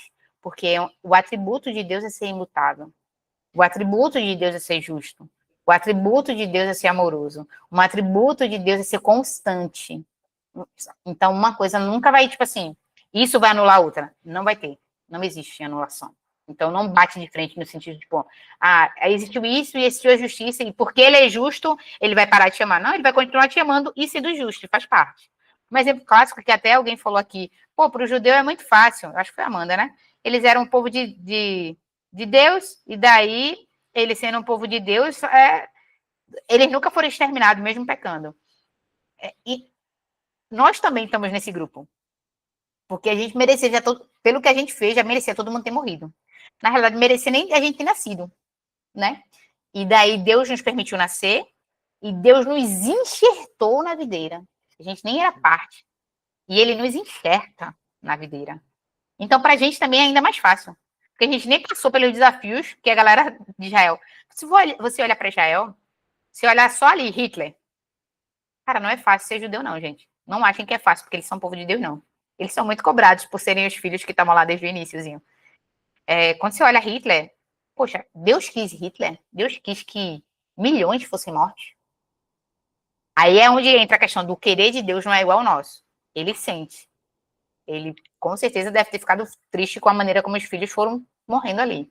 Mas era o plano. Então, ele também quis que aquilo acontecesse. Então, ambas as coisas são querer de Deus, sabe? Então, ele quis, ele fez Hitler nascer onde nasceu, ter as características que teve, nascer na família que teve, aprendeu a versão de divino que os pais dele ensinaram.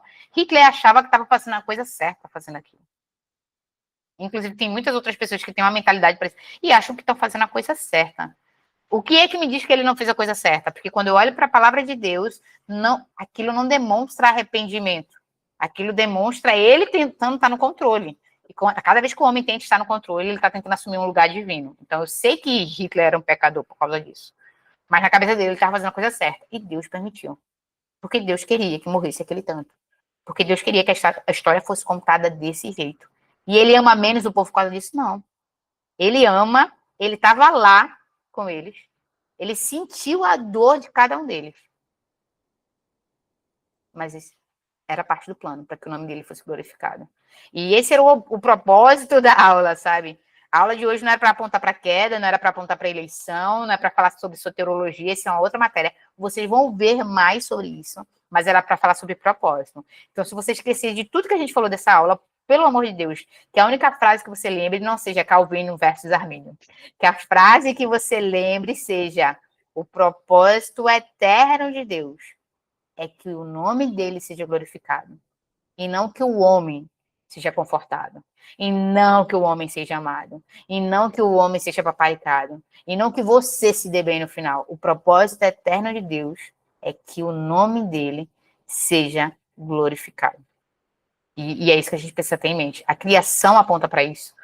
A criação do homem aponta para isso. Os relacionamentos apontam para isso. Homem, mulher, entre irmãos, enfim, tudo aponta para isso. Tudo aponta para ele, para a glória do nome dele. Eu acho que é isso que vocês precisam sair em mente dessa aula, tá? Eu sei que eu levantei um monte de polêmica, eu sei que eu levantei um monte de dúvida, vocês vão ter muito mais aula sobre isso, não tem como resumir tudo numa aula só. Seria muita audácia minha achar que eu ia trazer todas as respostas, não trouxe, mas o equilíbrio é esse, a gente entender que por mais doloroso que seja, alguns não serão salvos, e isso vai acontecer para que Deus seja glorificado, é parte do plano. Judas era parte do plano, e ele precisava fazer aquilo, e ele fez aquilo, e era parte do plano, glória a Deus por isso. Poxa, bichinho de Judas, cara, né? Não é bichinho de Judas, não, ele fez parte do plano. O nome de Deus foi glorificado, e é isso. Eu acho que eu encerrei. Se Mais não tiver alguém tem mais... alguma pergunta? Mais alguma pergunta? Ó, eu vou deixar vocês assustados, tá? Mas Hitler foi quem foi porque ele lia muito Martim Lutero. A Amanda falou nos comentários, é porque eu não queria dar tanto spoiler, mas ela falou, Lutero Depois eu defendia. vou me aprofundar um pouco melhor sobre isso quando a gente for falar da reforma, sobre os desdobramentos da reforma, mas tem uma frase clássica de Lutero que Hitler tomou para si e ele fez praticamente na íntegra, mas isso fica, ó, para depois. Alguém tem mais alguma pergunta sobre a matéria de hoje, sobre a aula de hoje?